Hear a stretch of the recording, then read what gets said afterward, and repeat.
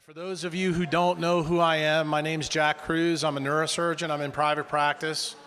Probably my, I guess that's what I would consider my day job. My passion is I'm a quantum biologist. And this change happened to me about 12 years ago. And last year, when I came to this event, my topic was photosynthesis and food. And basically to tell you that everything you believe about food is a falsehood because it's all tied to photosynthesis. And if you don't know anything about light, you don't know anything about food. And this talk is the flip side of that talk. In other words, there's a coupled pathway. And I got kind of famous on the internet for making something called the leptin prescription. So what I decided to do is give you a story about actually how I figured this out piece by piece, okay? And before I start, I wanna say thank you to Dave. He invited me last year. I was kind of shocked that he invited me to a food forward group, especially with my perspective, because my perspective is decidedly not food, it's decidedly towards light. I mean, food has its place, and you'll probably hear me talk a little bit about that, but I wanna tell you that gratitude is important for this reason. And I think when I get done, you'll understand why. Because it raises our dopamine level. And you heard me say something last night in Unbound, which brings me to this group of characters, or misfits as I like to call them. The answers are right in front of us, folks. And you heard me say it in the movie, but you may not know why I said it, because even though the answers are right in front of us, if your dopamine level is low, you will not perceive the truth right in front of your face, okay?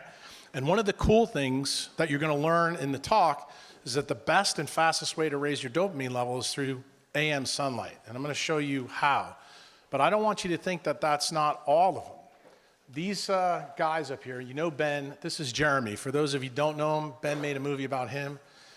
This picture was taken in New Orleans, and the four guys on this slide are gonna do something really important in this life.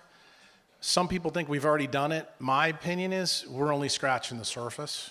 There's a lot more to come. When you get us four together in the French Quarter, we raise our dopamine levels in a big way, in many different ways. And the point is that friends, family is incredibly important. Somebody asked a question to Ruben a little earlier about, do you trim your friends? Ruben wasn't being honest with you at all. Ruben got off social media last year for a variety of different reasons, but one of the main reasons is social media is a place where a lot of energy vampires they hang out and they look to take you down.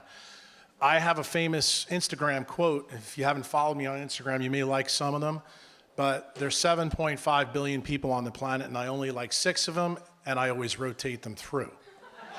So I'm looking to steal electrons from people all the time. And it's uncanny to me that no matter where I go, I always meet people who are new and I get to entangle with them, and they don't really know what I'm doing until they actually hear me talk about the stuff I talk about. This is one of those cats. His name's Devin. He's here. You've probably seen him. His mom's here. I just met his mom for the first time. I met Devin at a biohacking event in 2014, and to be quite honest with you, one of my biases, I thought millennials were low dopamine generation. And he was the first one that changed my opinion. I did a talk there that was very controversial. And let's put it this way, I had a 12.5-hour Q&A that didn't end until 3:30 in the morning across the street, and Devin stayed for the whole thing. And since then, he's been a member of my site because he understood that the key wasn't buying boxes and supplements and worrying about different types of foods when you were getting the key fixture wrong, which was light. And you can see, he bought all the books and he started to learn. Last guy is the latest millennial, and he's 17 years old. He's here. You probably saw him with his long blonde hair. That's Matt.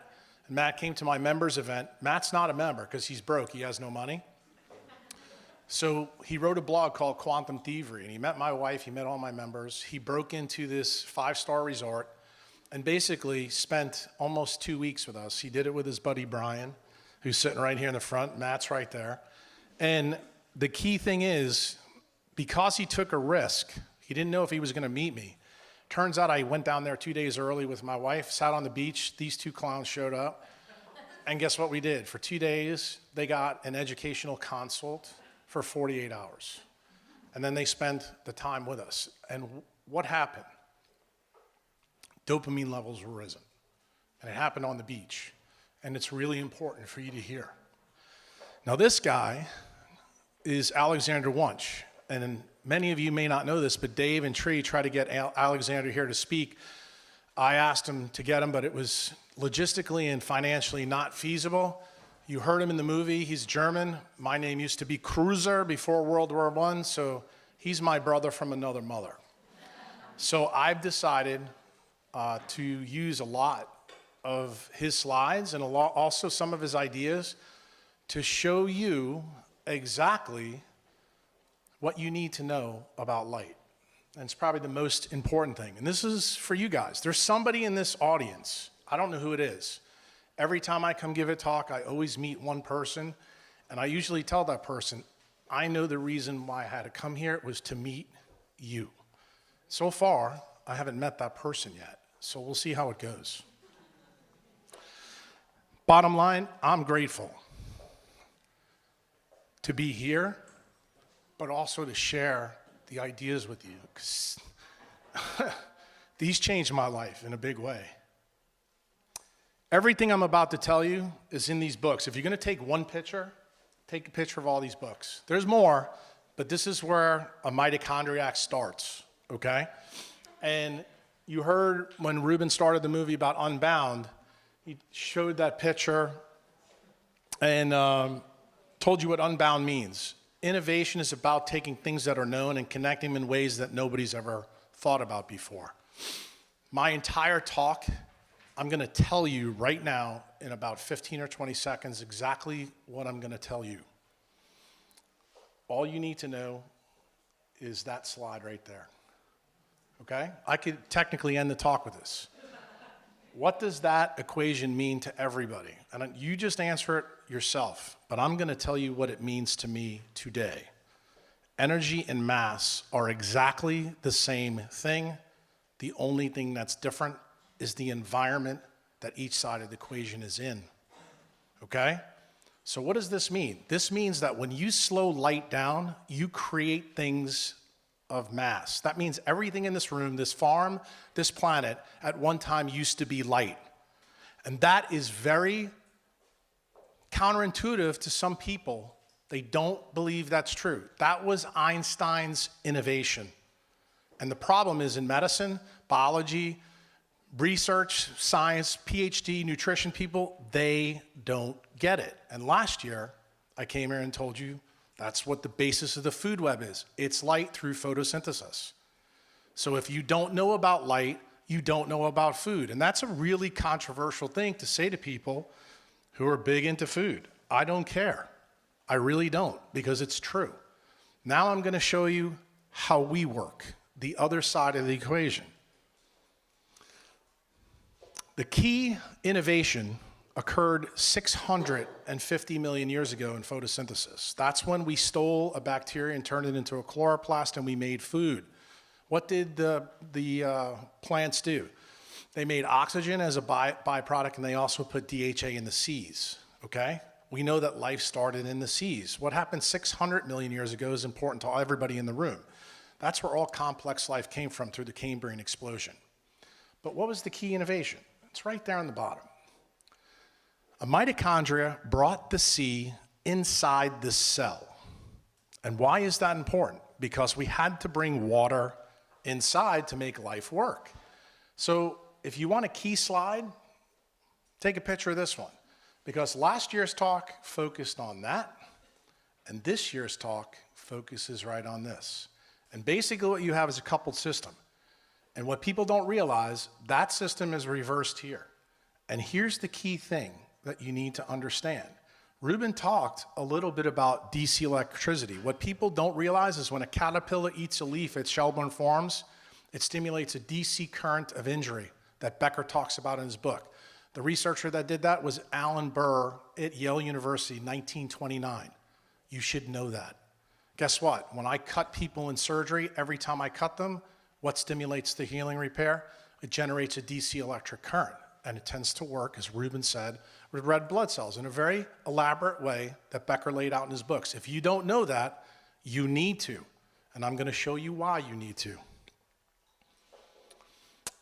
Most of you may or may not know my story. 12 years ago, I was a big dude, really big dude, and it was one of the things that kind of really bothered me.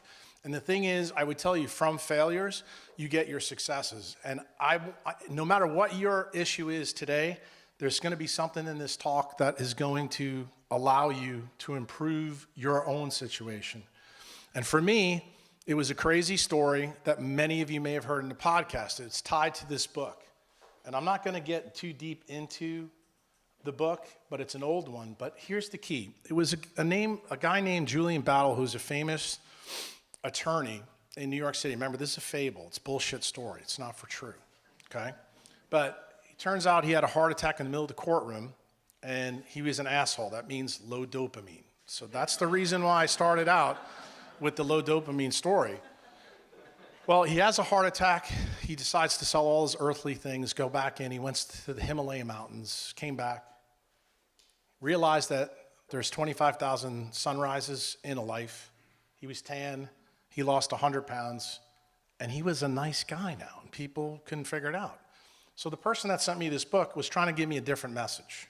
And that message for this talk is not important. But what is important is, what did I take away from this book? Those things right there, those were the key things that I didn't know. I didn't know these things were possible. Then I started thinking about the book after some of the papers that I'd started reading. I said, is this possible that this could happen in real life? And that was my picture around 2005. And I was a low dopamine neurosurgeon at that time. Some people may still consider me that way, but I think I'm a little bit better than I am today than I was then. But I want you to look at the title of that. I guarantee very few people in this room believe what's up there. Does obesity begin in the eye?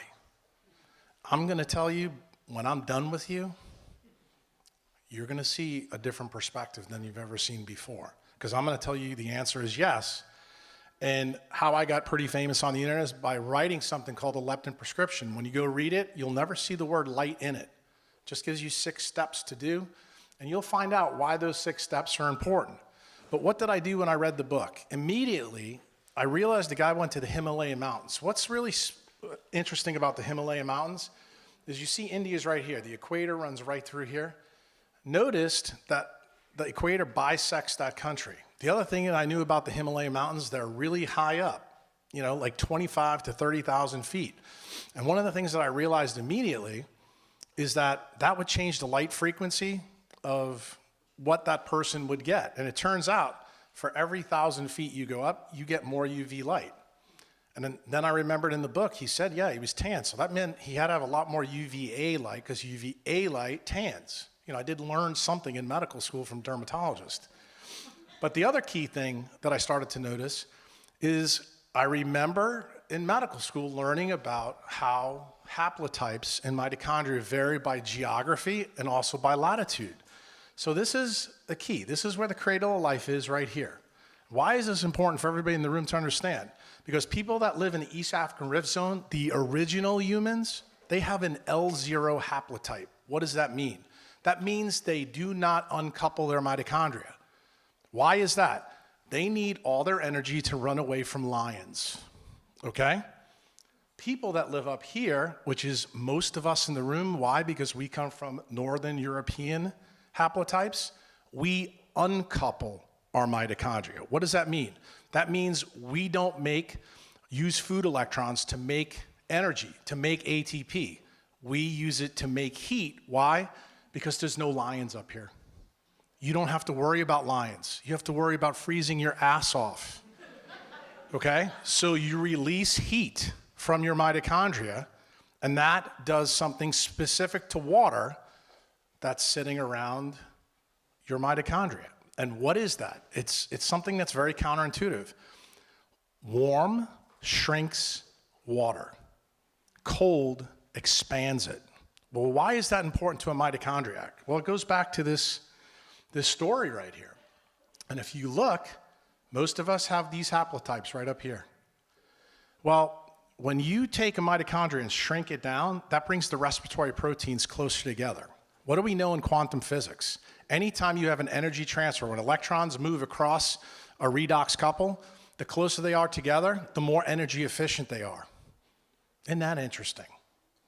I started putting these things together. I said, somehow that must be important. Then I started to read papers that every 1 angstrom, the distance between respiratory proteins drops off the energy it makes by a factor of 10.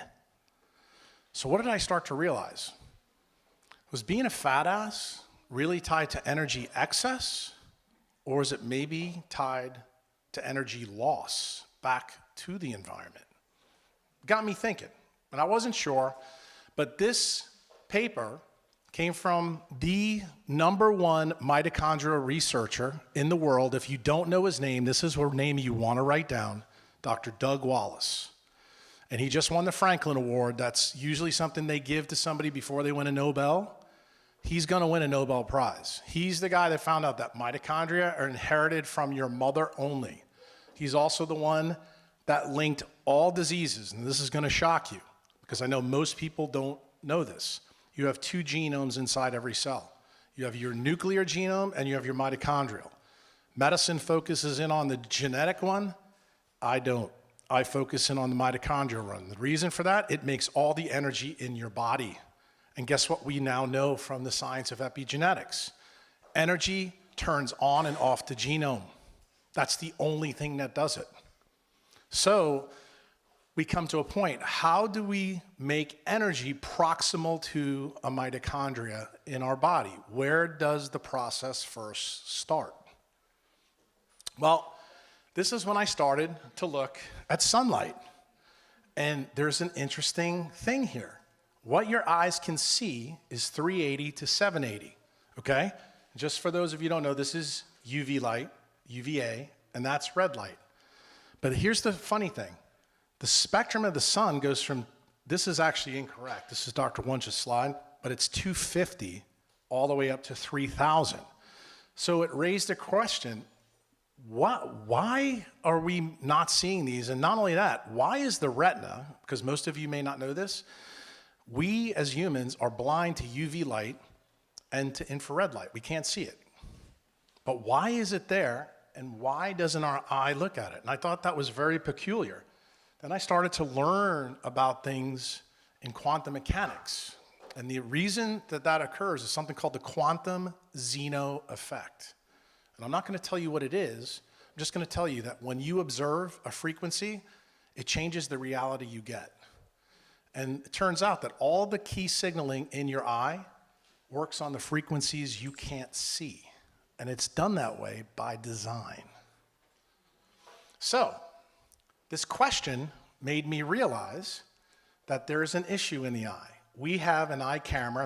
Almost everybody in this room would not argue that your eye is predominantly something we use to see, as we're doing right now. But there's this other thing that I learned about in neurosurgery called the clock. It's called the suprachiasmatic nucleus. Most of you probably heard it. It's the main circadian oscillator. And I started to wonder, is there a difference based in these frequencies between these 2 systems in the eye, and how do they somehow link? So I went further. In 1879, everything changed. This is when we had the first incandescent bulb. I challenge anybody in this room to go back and find me any papers where there's any chronic diseases present. In fact, Doug Wallace has publicly said 85 to 90% of human diseases are related to mitochondrial origins. Okay? Chronic diseases began right around the turn of the century. For those of you who don't believe it, I think I told you this last year. In 1900, colon cancer was the 37th leading cause of death in the United States. Today, it's number 2. So if you believe in Darwin's paradigm, explain to me how in 5 generations we went from 37 to 2. It's impossible. But guess what makes it possible? When you understand the energetics from a mitochondria. And guess what? That's what Wallace has been teaching people, and nobody is listening in my profession. Okay? And that includes the PhD researchers, because they're the ones that teach us in medical school. But Wallace has been banging this drum for a long time. So the evolution of light doesn't equal the evolution built into your cells. Let's take it further. You saw this picture from Rubin. 4.6 billion years. 1980s, 1879, here. But this is the key thing I want to show you. What's the key in this picture? Red balances blue. Don't forget that. I'm going to make sure you have that burned into your retina when I get done with you.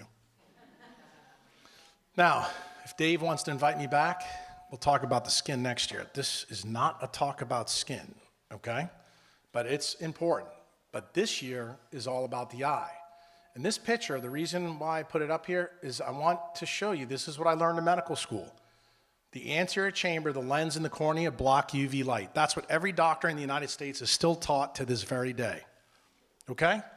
So when I went on this journey after reading The Monk Who Sold His Ferrari, I found out that was bullshit too, okay? And it turns out, if you look at the signals get through, 1% of UVB gets through, and 3% of UVA gets through. And you heard one of the other speakers mention something about collagen and piezoelectricity. And it's not important that you know that, but you know what is important? The vitreous of the eye is a special collagen. It's not found anywhere else in the body. You know what it does? Slows light down before it gets to the retina.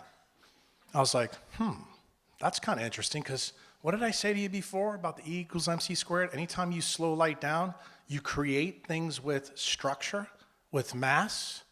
You create matter, don't you? So I thought this was kind of interesting. And then I also want to teach you another thing that's really important about UV light.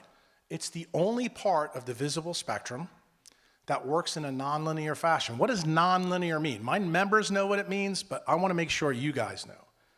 A small stimulus leads to a massive amplification. In other words, it can have massive effects that you don't anticipate.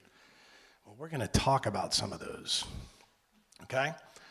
The key thing, this is a picture from Ben's movie. You need to question everything. You're looking at a guy speaking to you right now who doesn't believe pretty much anything he learned in medical school can be taken with any truth. You need to examine everything. And this story about me constructing the leptin prescription and all these things I learned about the eye are the reason why I'm passionate about what I do. Now, the pupil is a perfect black box radiator. What does that mean? Because we're doing a little physics here. It means that light can go in and come back.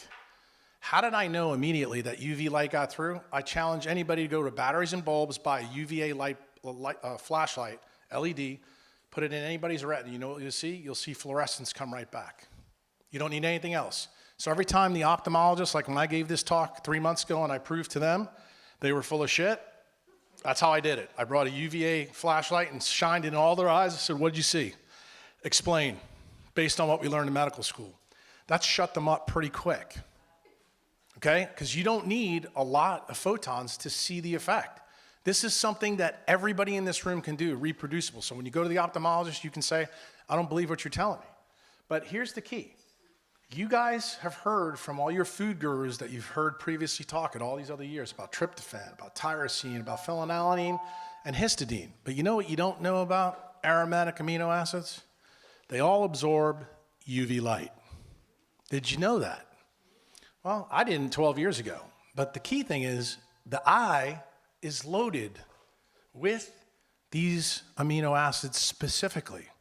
So that raised a question. Why is this? Well, I found out from physics that a benzene ring, which is in every single aromatic amino acid, is a photon trap. And they absorb all frequencies of UV light. So guess what that means? That 250 to 380 is absorbed by this. That's the reason why we don't see it, because it's designed to do something different, okay? And here's the key. Every single protein in the body, and this is something that was missed earlier in one of the talks, I didn't want to say anything. Every protein in your body is hydrated, okay? Zinc cannot bind to a protein in the way you were told earlier today. And I'm going to show you the reason why, and I'm going to tell you exactly how it really works, okay? The other big thing to know is from Pollack's work. I would tell anybody, if you're going to read the first book, Pollack's one is a great one because it's a third grade reading book. Everybody will understand the basics of water. But for this talk, it's not good enough. So There's something that started. Pollock's book came out in 2014. There's two researchers named Gelduce and Perparta. In 2000, they found that the EZ forms something called the coherent domain. 13% of the exclusion zone in water, when sunlight hits water, makes something called the coherent domain, which makes 1 million electrons, free electrons, delocalized to run all the biochemical programs. Does anybody know how many biochemical programs run per second in a cell? It's 100,000. Guess what has the control of those enzymatic flux? If you ask any PhD or any nutritionist at all, the answer is they don't know the answer. But guess what? It turns out light frequencies can control all of them by a molecular resonance phenomenon. And that is how biochemistry works. Now, this one is for the McKissick lecture. Everything that she told you is in this slide. So if you want to learn how light works, here you go. This is a protein. UV light hits it. That is a light antenna. It's surrounded by water. Light is an electromagnetic wave that changes to an electromechanical wave. That's called sound. That sound is collected in water. Now, here's the interesting thing. Water is a magnetic dipole. What does that mean? Hydrogen and oxygens, positive and negative. That's the reason why it's tied to magnetism. The first time that we found out that magnetism truly controls sound, Ohio State University, Acoustic Phonons 2014. You can look it up, okay? Some of us already knew this, and the reason why we knew it is here's the key. When the light hits here, it's absorbed in the water. That changes the hydrogen bonding networks. What is the physical change? The physical change is the density of the water. That is how this works. Fundamentally, quantum mechanically. Now, here's the interesting thing. Mitochondria makes the cytosolic water that surrounds all the things in the cytosol, including the nucleus and the mitochondria. Where is this connection? Well, for those of you who don't know, the Schumann resonance comes from the interaction of sunlight on the ionosphere of the Earth. That's why people call it the heartbeat of Earth. But it's an electrical tension that develops between the solar plasma and the atmosphere that generates the 7.83 hertz. Why do you need to know about it?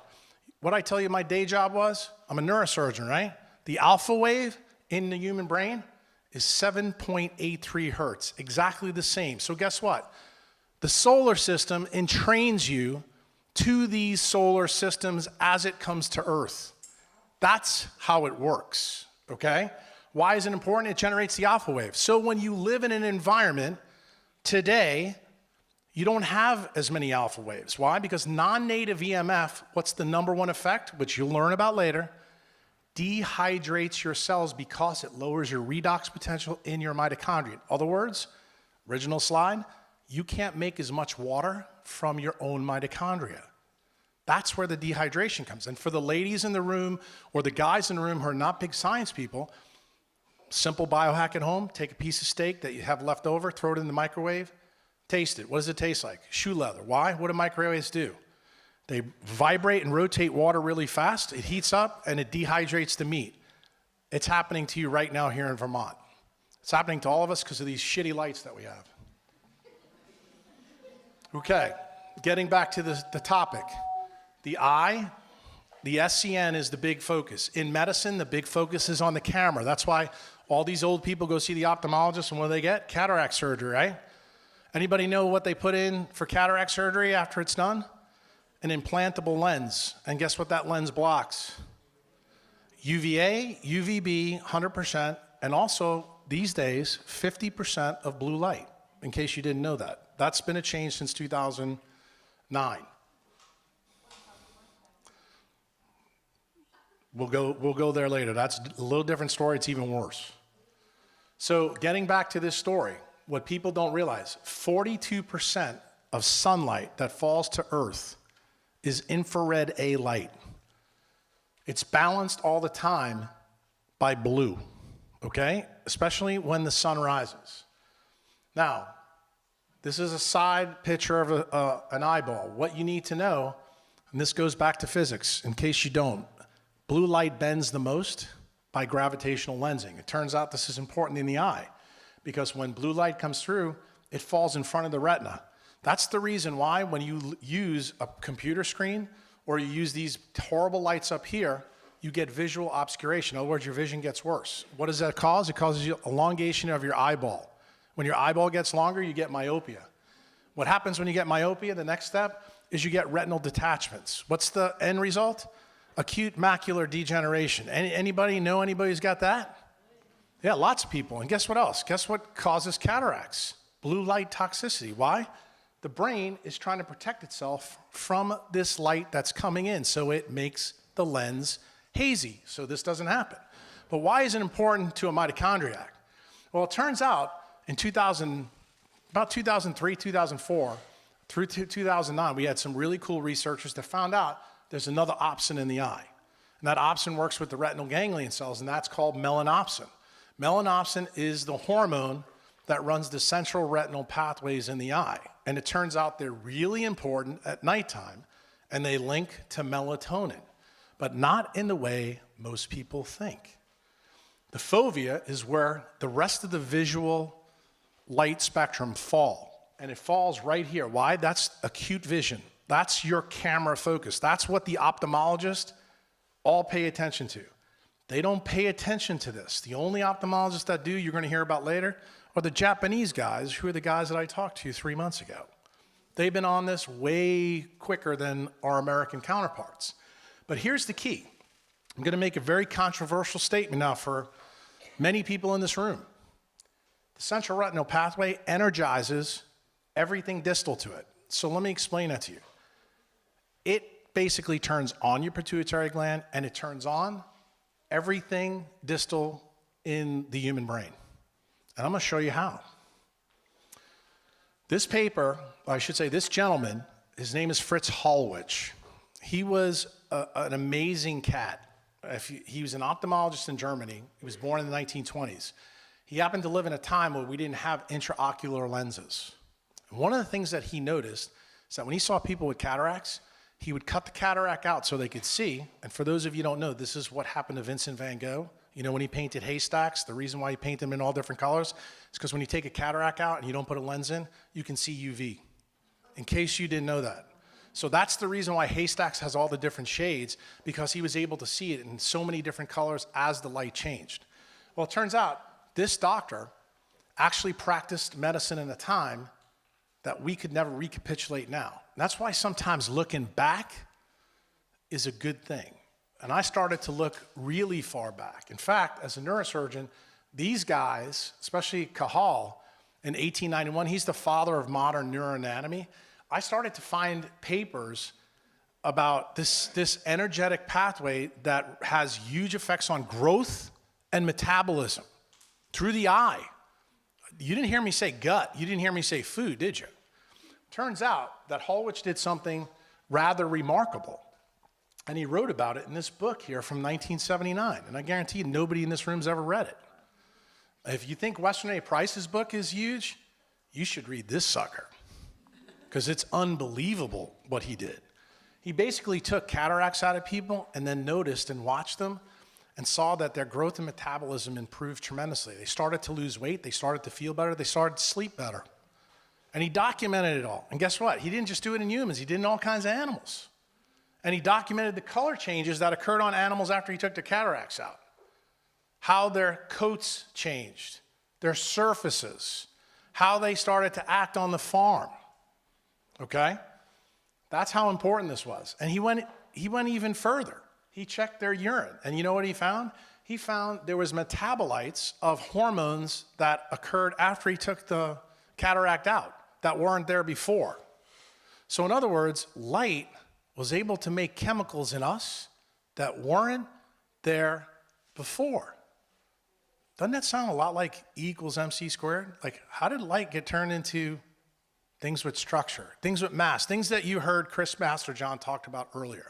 How does this really happen? Do you really think that you need it all from diet and exercise?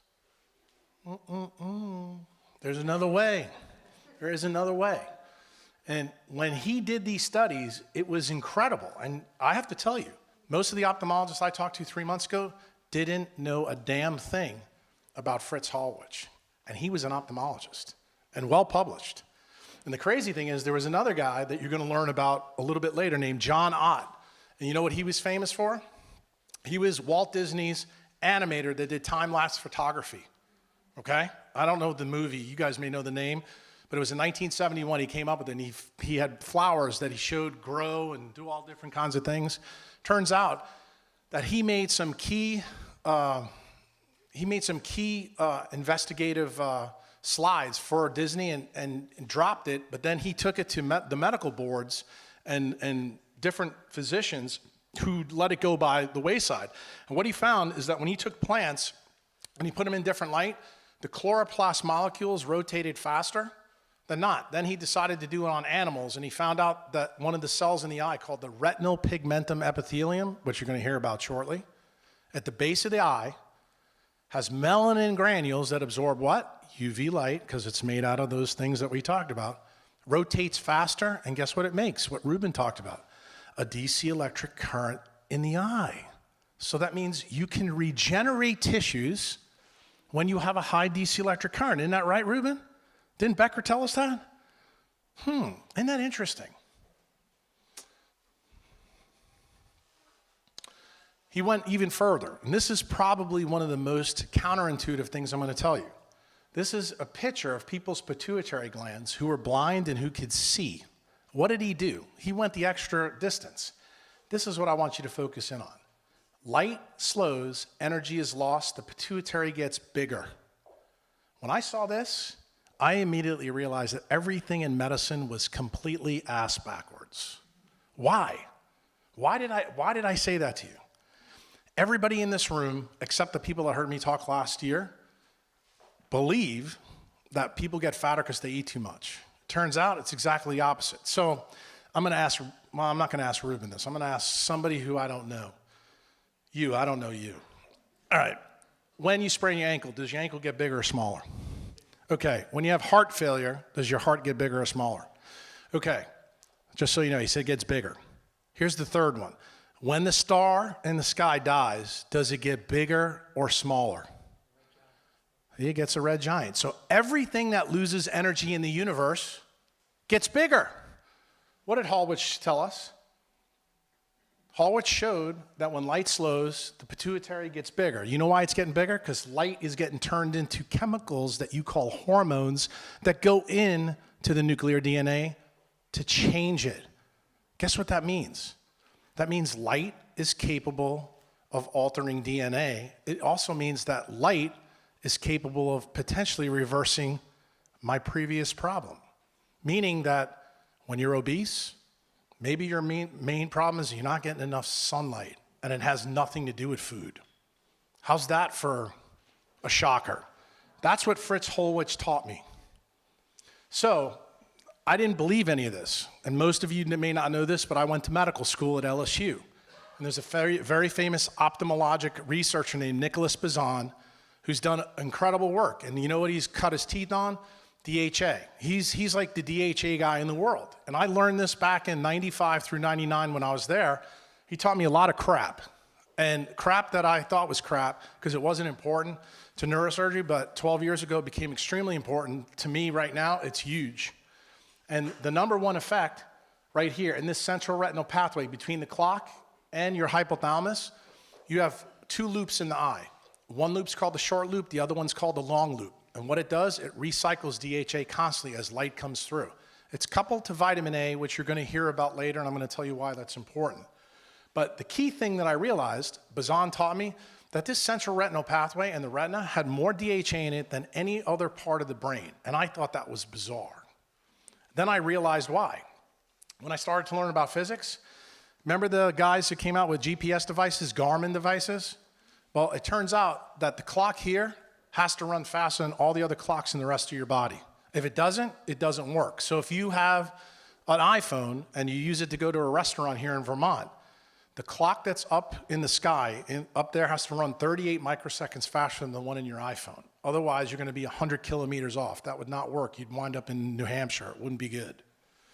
It turns out in your eye, the exact same thing happens. And the reason why DHA in the eye is important, because this DC electric current runs faster than every other part of your body. That's the reason why DHA is important. And it turns out when you have too much blue light, because blue light is the antidote for vitamin A and for DHA. Do you know why? What kind of light makes vitamin A? Anybody want to guess? You heard somebody talk about it earlier. Blue light makes vitamin A. How do you know? Is there any artists in the room? What's the complementary color to blue? Yellow. And guess what? Vitamin A is yellow. Isn't that a shocker? That's the link between this. Light frequencies control the level of vitamin A in the eye. And also, every opsin in the body is tied to retinol, to vitamin A. There's not an opsin in the human body that's not tied to it. That's the reason why, and Chris is here so he can verify this. He wrote a very nice blog post, I don't know how long ago it was, that there's data from N. Haynes that when you have deficiencies of vitamin A, it's tied to obesity. And nobody has told you why. I'm telling you why right now.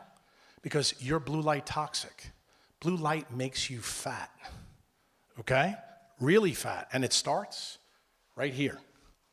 And it ruins this boson effect. And the crazy thing about the long loop, the way you recycle DHA, this is the way it works. When photosynthesis makes it in the sea, in plankton, it's mostly in the SN1 and the SN3 position. You heard Ruben talk a little bit about this earlier.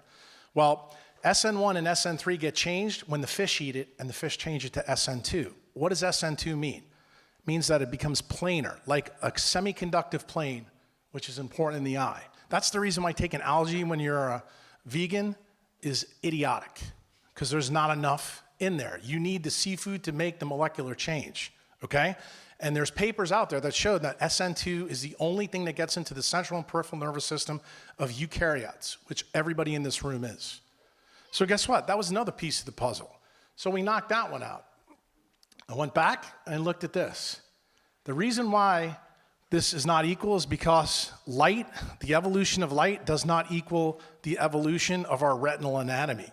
I started to put this together pretty quick. Then I started to look at sunrise and sunset. When the sun rises, you have visible and infrared light. You don't have any UV initially. But guess what else happens at this time? You don't need your rods and you don't need melanopsin in the morning. So guess when they regenerate? They regenerate in the AM. Guess what else happens? You actually make melatonin in your eye in the morning. The hormone of darkness is first made in the human body in the eye. In the morning, when you have a combination of UVA and infrared A light. And the reason for you is what I told you before about the aromatic amino acid that absorbs that. And you see that UVA light doesn't show up here. So for the guy last night, who I don't know who you are, but asked the question, how am I going to do this as an executive and fix my life? This is the key. You need to reconstruct your AM to fix your real problem. And that was what I had to do to my surgery schedule. That's why I stopped operating at 7 a.m. Started all my cases at 8:30. It's also the reason why I moved to the 28th latitude from where I lived. Why? Because UVA light shows up. Now, you guys here that live in Vermont got some bad news for you. If you've got a mitochondrial disease, which most diseases are, you need that UVA light, and it shows up later here than it does in New Orleans. So guess what that means? You need more control of your life in the morning than any other time. That's the practical advice, okay? These are not Jack Kruse's rules. These are the sun's rules, okay? Hold on, I'm not done. Questions later. Sunset, this is when you don't need color vision. This is the camera. They regenerate at nighttime. There's another opsin that you may not know about. It's called neuropsin. It's on the cornea of the eye, and it's on your skin. It's a UVA light detector. So if the ophthalmologists are right, why don't you ask them, well, why do we have a UVA light receptor in our eye if it's really bad for us? Well, it turns out this is going to be really important right now. Melatonin is considered the hormone of darkness. Remember those photon traps I told you about? Well, guess what? That neuropsin tells the brain that UVA light is present, and it can begin to make melatonin from sunlight. How do you like that? Now, what are all the effects? Here's the quantum paradox. It's a nighttime hormone because that's what the functional medicine doctors in my profession have told you, And that's true, because that's when it's active, but it only activates when light is not present, but it's remade first in the eye and then generalizes all along the brain. The other key thing, and I'll just point this out to you right here, this one should open everybody's eyes. It reduces energy production in mitochondria. UVA light turns down energy production. And why is that important? There's the fourth cytochrome is cytochrome C oxidase in everybody's mitochondria in here. Anybody want to guess what kind of light turns it on? Red light. UV light turns it off. And the reason why, what does UV light make in the skin or the eye? Anybody who's a member of mine? Nitric oxide. And guess what? That's why UV light lowers your blood pressure, because it causes 40 to 60% of dermal pooling, and it helps your heart. But what people don't realize, the effect is, it turns off your ability to make ATP from food electrons. There's another piece of the equation that may be really counterintuitive for some of you in this room. It has a lot of other effects. One of these, if you have breast cancer or prostate cancer, you may want to pay attention to that one, because it affects the aromatase enzyme.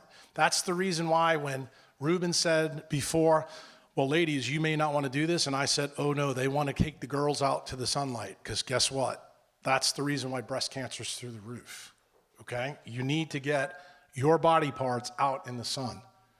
So for those of you who don't believe, this is just from May 19th. This was a study that came out. Look what it said. Morning daylight exposure tied to better sleep. Okay?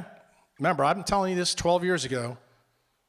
This is on Facebook a week ago. People are now beginning to get the message. Okay? Taking melatonin is a great way to ruin sleep.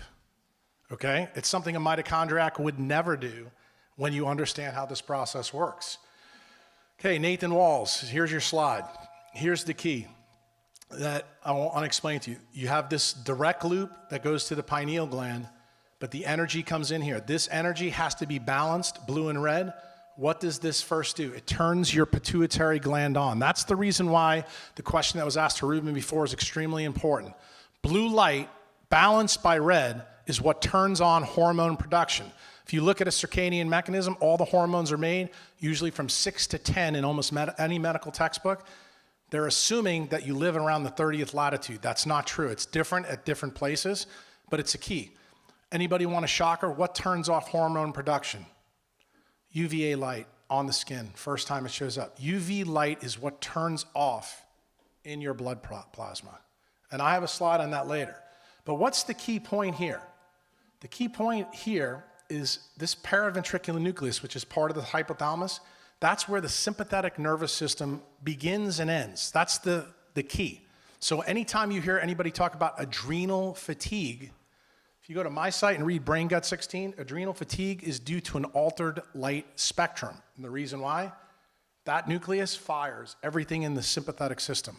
That's where sympathetic overdrive comes, and that's where most problems come. What goes down? The vagal motor system. Where is that located? Back here in the fourth ventricle. And what ties to it? The vagus nerve that goes to the gut, the thing that y'all love to talk about. But guess what? Where does the problem start? In the brain, through the eye. Okay? The backlink here is really interesting. This interesting link goes right from the PVN to the sympathetic trunk down in the neck. Do you know that we have opsins in our cervical spinal cord? Anybody want to guess why that's the case? Where's brown fat in humans? Guess why? That's how it ties. That's when you start burning things for free heat. What's the other thing? What does the superior cervical ganglion control in the brain? I don't expect you to know this because y'all know you're not a neurosurgeon. It controls cerebral blood flow. So that means it controls the amount of blood that gets to your brain. Think that may have any play in, say, AMD? How about Alzheimer's? Parkinson's? You know any of these diseases, like any of the old people in the group? Ask your grandmother, did she ever see any of these diseases when she was young? The answer is no. But what showed up in 1879? Light bulbs. Kind of interesting, huh? This is Matt's slide. Matt told you about this. That connection goes right there. All the sympathetics run on the carotid and external carotid system that go right to your nose. That's the reason why it happens. And the key is you need to understand what's going on here. The light that comes through at nighttime that you have to block is 400 to 465. That's what my glasses are doing right now for me. These are the BPI tints. The reason I have them on now is because this crap up here, okay? I don't want the signal that the sun just rose, because you see it's 3:30 or 4 o'clock in the afternoon. That will ruin my ability to sleep at night. That's the reason you block it, even when you're inside. When I'm in surgery in the middle of the day, that's what I do. In between cases, I go straight out to the sun. Now, I want you to look at the eyes. You have the pituitary stalk and you have the hypothalamus. What controls all these? CSF. CSF is made out of 99, and for those of you who don't know what CSF is, cerebral spinal fluid, okay? Cerebral spinal fluid is an ultrafiltrate of blood plasma. It is made out of 99.8% water, okay? So that means light changes between these things. Here's the key. Light plus water equals the exclusion zone. You got that from Pollack's book. Everybody knows that, but here's the key. 13% of EZ is the coherent domain that makes 1 million free electrons that run everything in biochemistry, okay? And if you don't believe me, look at this slide. For those of you who are not physicists, Tina Carew is probably the leading researcher from Russia in LLLT and photobiomodulation, which is really all the study of red light. Here's the key to life. I tell all my members this and they know it. This is an excited electron. This is a regular ground state electron. You know what life's all about? In this slide, this is called a Jablonski diagram, for those of you who don't know. That excited light falls to the ground state. Here's how all the things occur. This is the redox pile of electrons. That runs everything in a mitochondria. Here's the ROS signal. As light slows down, all these things occur in a mitochondria. Light slows down further, and look what happens. You get biochemical changes activity. This is what most of the people in this room who've talked to you today, this is the level they're at. They don't know that much about how this all occurs. And it all occurs as an excited electron releases light to the mitochondrial system. That's what controls you. It's not what you think. So, when we talk about nature, here's the problem with my profession. This is what we need to realize. We need people to reconnect with nature instead of PhD researchers who are worried about getting their journal articles in Nature, okay? So they can get funded. We need to think about this a little bit differently. And when I had this realization, Fritz Hallwich's work basically was recapitulated in Ott's book. That's Ott's book right there. For those of you who don't know, you can find it probably for $2 on Amazon because it's so old. But you need to read his book. It's amazing. And for the ladies in the room, never wear anything pink again. You'll get the message, the reason why, when you read that book. But all these things opened my eyes to something that I had never appreciated before. So I went back and I started to look at light. And here's light in the visible spectrum. Most people know it goes between UV and IR. But here's this other part right here. Life tends to also use the 7.83 hertz because that's what runs the EEGs and the alpha waves in your brain. But here's the funny part. Modern life is right here. And life is not designed to use any of these. And these are all the things down here that do it. What happens when you use these? You lose the alpha wave in the brain. And when you lose the alpha wave in the brain, that's when you have to do some of the crazy stuff that Ruben's talked to you about using biofeedback to retune the circadian oscillator in your eye. What's the best way to do that, Ruben? Become the Sphinx. The Sphinx looks to the east every morning with all 4 extremities grounded. That is the best way to retrain the circadian oscillator in your body, through your eye, while you're grounded. So instead of thinking like a neurosurgeon, I started to think like Ruben. I started to think thermodynamically. And that's not something doctors are taught to do. And the key part was right here. Life can only exist between UV and IR light. And it became imperative for me to figure out how in the hell this really works. So I bring you back to this again. Tryptophan, tyrosine, phenylalanine, histidine. They all do really important things. Here's the key. I told you that I came up with something called the leptin prescription. I told you this was a photon trap. Take a look at leptin down here. Synthesized in 1994, Rockefeller University. You see a whole bunch of photon rings? Could it be that this chemical that's made where? In your fat? Where's human fat? Subcutaneous, isn't it? That's kind of interesting. But this goes to your hypothalamus and tells the hypothalamus what your energy status is in your body. So I went further. I started looking at the aromatic amino acids. You got phenylalanine and tyrosine. You got precursors. Oh, we heard about thyroid hormones. Look at that. From UV light, you make this chemical that makes the hormones there. It comes from light, folks. What's the next big step? You have DOPA. You've all heard of that. Look at all the other chemicals that it makes. Everything you hear from the functional medicine doctors is made through your eye right there. How about this one? Tryptophan, serotonin, melatonin. All these connections. This one's even more interesting for anybody in the room who's a white boy like me with Northern European skin, who goes out in the sun and gets really red. When you come to a quantum clinician, that tells us by definition you never see UVA light. And the reason why is uricanic acid, which is made from histidine. It's the key. And one of the biohacks that I did with the Qualant that you guys may be interested in, I figured out a way to actually stay in the sun longer with my weak skin. And how did I do it? I did it by hybrid tanning. Hybrid tanning is when I use infrared A light to precondition the system so I could absorb more UV light. So guess what? When I did that, I actually lost more weight. And I backed up this recently when the Qualant went live. It actually works. So what's the story?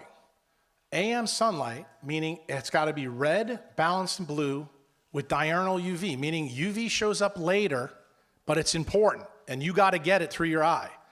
Wearing contacts, no bueno. Wearing glasses, no bueno. That's why when you see me outside, you see me like this, or I'll put it on when the UV's out.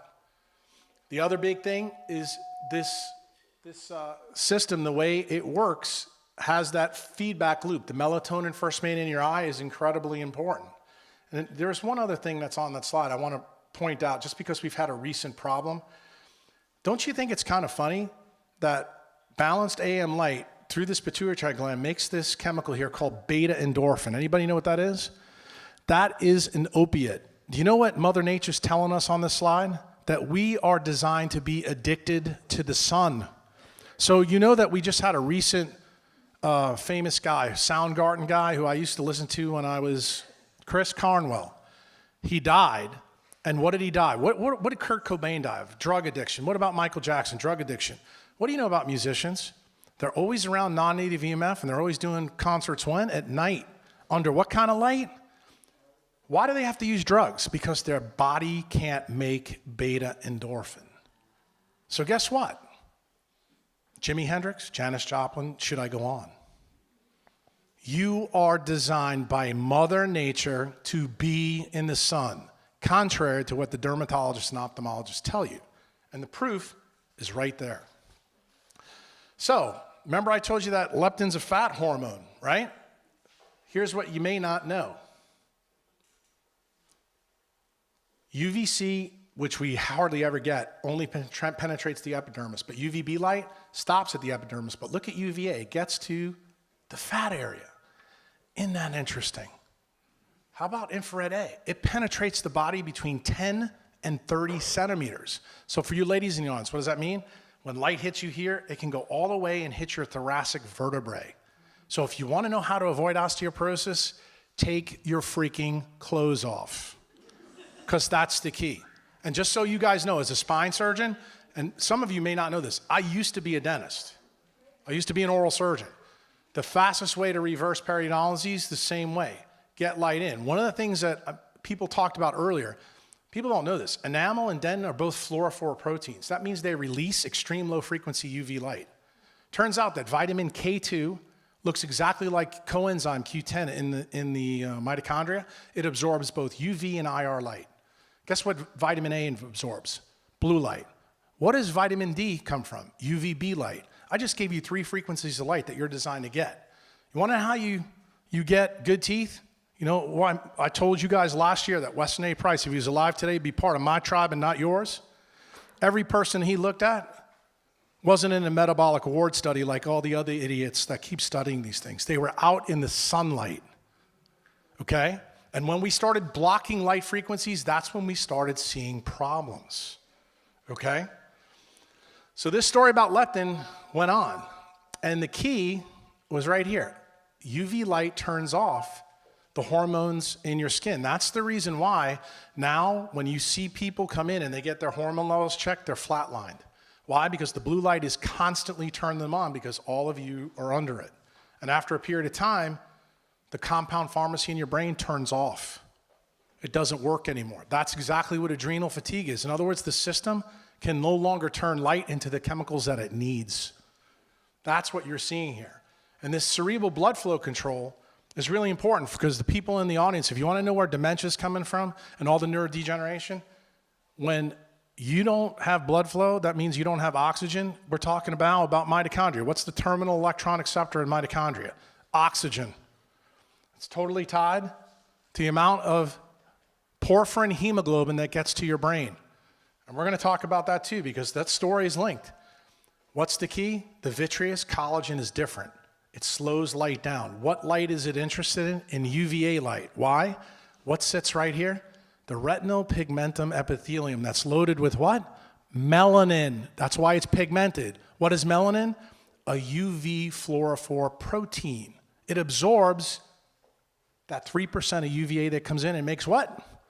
Melatonin. What else? Dopamine. Oh, there we go.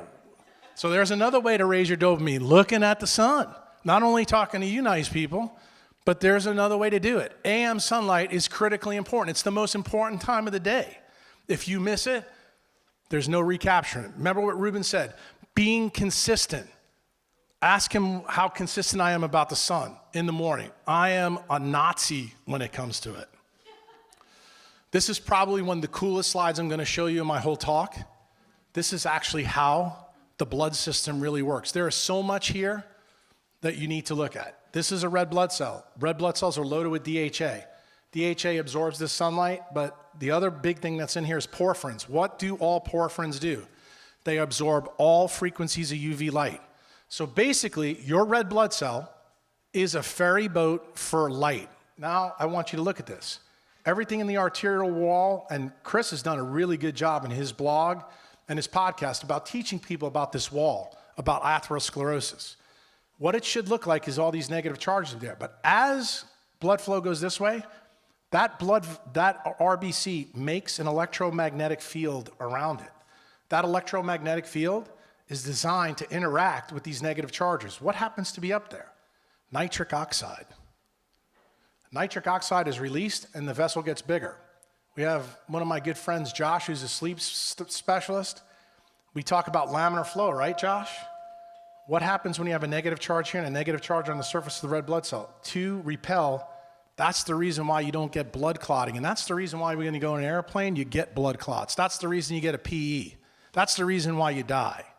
When you're around a lot of blue light and non-native EMF, because this doesn't work. And you know there was a big talk in paleo circles about cholesterol. Turns out, if cholesterol is not sulfated, anybody want to guess what sulfates cholesterol?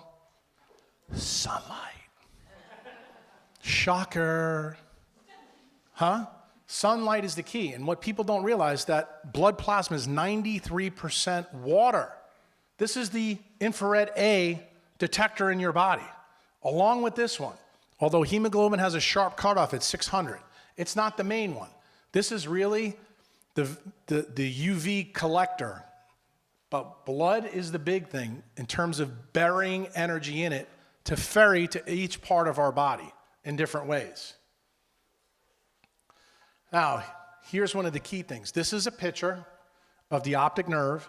This is the ophthalmic artery coming out. And I want you to know something. This is where your vision, the camera vision is in the fovea. This is the most sensitive part of the human retina to photons. It pays attention to 5 photons, okay? But there's an interesting thing here. You'll notice that there's no blood vessels there. And I told you that these photoreceptors have to regenerate, and I told you that UVA and infrared A light are the key to regenerating every photoreceptor in your eye. So how does this happen if there's no blood vessels there? I mean, you know that the RBCs are in these vessels, right? And this is a fluorescein dye study. Well, we go back to this. Remember I told you about that short wavelength light? That's UVA light, liberates nitric oxide. Not only does it do it in your skin, it does it in your eye. So it vasodilates that poor area, okay? And it enhances the circulation in that area, but it reduces energy production. So how does the photoreceptors make up the difference? Turns out it's infrared A light. Do you know what infrared A light does to CCO? CCO is cytochrome C reductase. It makes ATP without any food electrons. I'll be damned.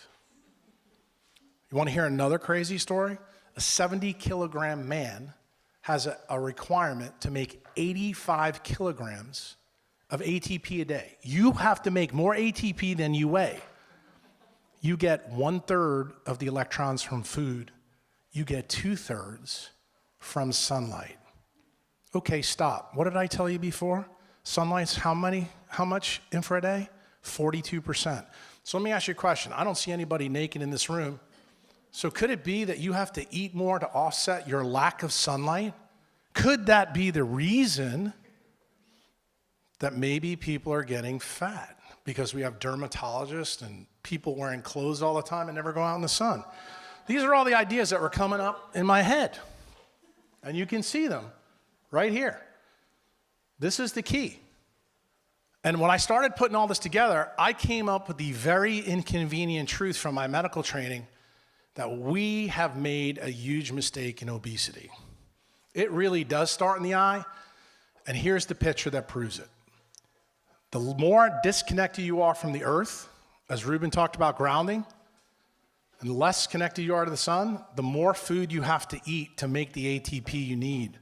Turns out, the more connected you are, you turn out to be this guy. Now, let me be clear, there's no food in front of them. Do eukaryotes, humans who have huge mitochondrial capacity in their heart and their brain, need to eat? The answer is yes. So I'm not pounding on you food guys too bad. There's still a need for food and it's important. But what my point is it's less important when you are connected with nature. And nature has made you to be addicted to the sun. That's why everybody in this room feels good when they go to the beach. It's not because you're on vacation. It's because of beta endorphin. You get the same effect when you exercise, okay? You are built by nature to work this way. So, was the story really a fable? Well, guess what? That's when I got to be really controversial on the internet about 7 years ago, because I found that it wasn't a fable. It's actually true.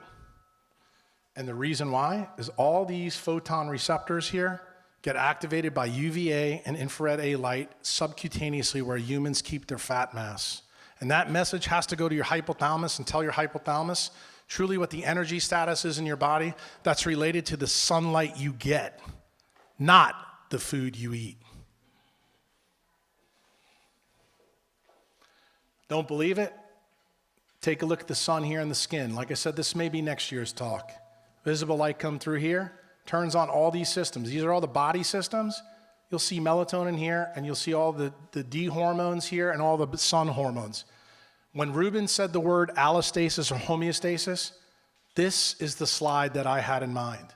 It is absolutely critical to understand if you have any imbalance in the system, that is where the organ system goes south. That is how it works. If you get out of the way, the anatomy is controlled by your nuclear DNA. It is built for perfection if you're in the right stimulus. None of you are in the right stimulus. No food can fix your problem when this is an error. That's the inconvenient truth. Now, did I believe it in the beginning? No. I told people last year when I was here, when I did the leptin prescription biohack on myself, I went into it not believing a damn thing. And then when I did it, I lost 77 pounds in 3 months and then 135 in 11. My wife used to come in and watch me in the shower, and the weight would come off. And she's like, I don't understand how this works. In 3 months, I added cold to the mix for a different reason. And that's not really part of this talk, but it is part of the story. But cold accelerated the loss. The reason why, it uncoupled my K haplotype more. I released more heat from my mitochondria, shrunk the water around my mitochondria, brought the respiratory proteins closer together, and had to eat less food. That's how it works, okay? Once you become a mitochondriac, once you understand the physics of organisms, your understanding of how things really work in us change. You don't have to believe it. I'm cool with that. But here was my problem. I'm from New York City. That's my hometown. Take a look. That's at nighttime. That's 11 o'clock at night. That's what I do for a living. I put together spines that are dislocated after car wrecks. And guess when that shit happens? Not at 2 o'clock in the afternoon. Okay? That was my problem. I realized immediately that my job and my lifestyle were bringing me into an area. And for those of you who don't know, neurosurgery residency, 7 years of doing this. I've been doing this for 27 years. Guess what I did? I ruined my mitochondria. Completely ruined them. So what have I been doing the last 12? I'm a mitochondriac. Everything I can possibly do to fix mitochondria is the key. This is for you.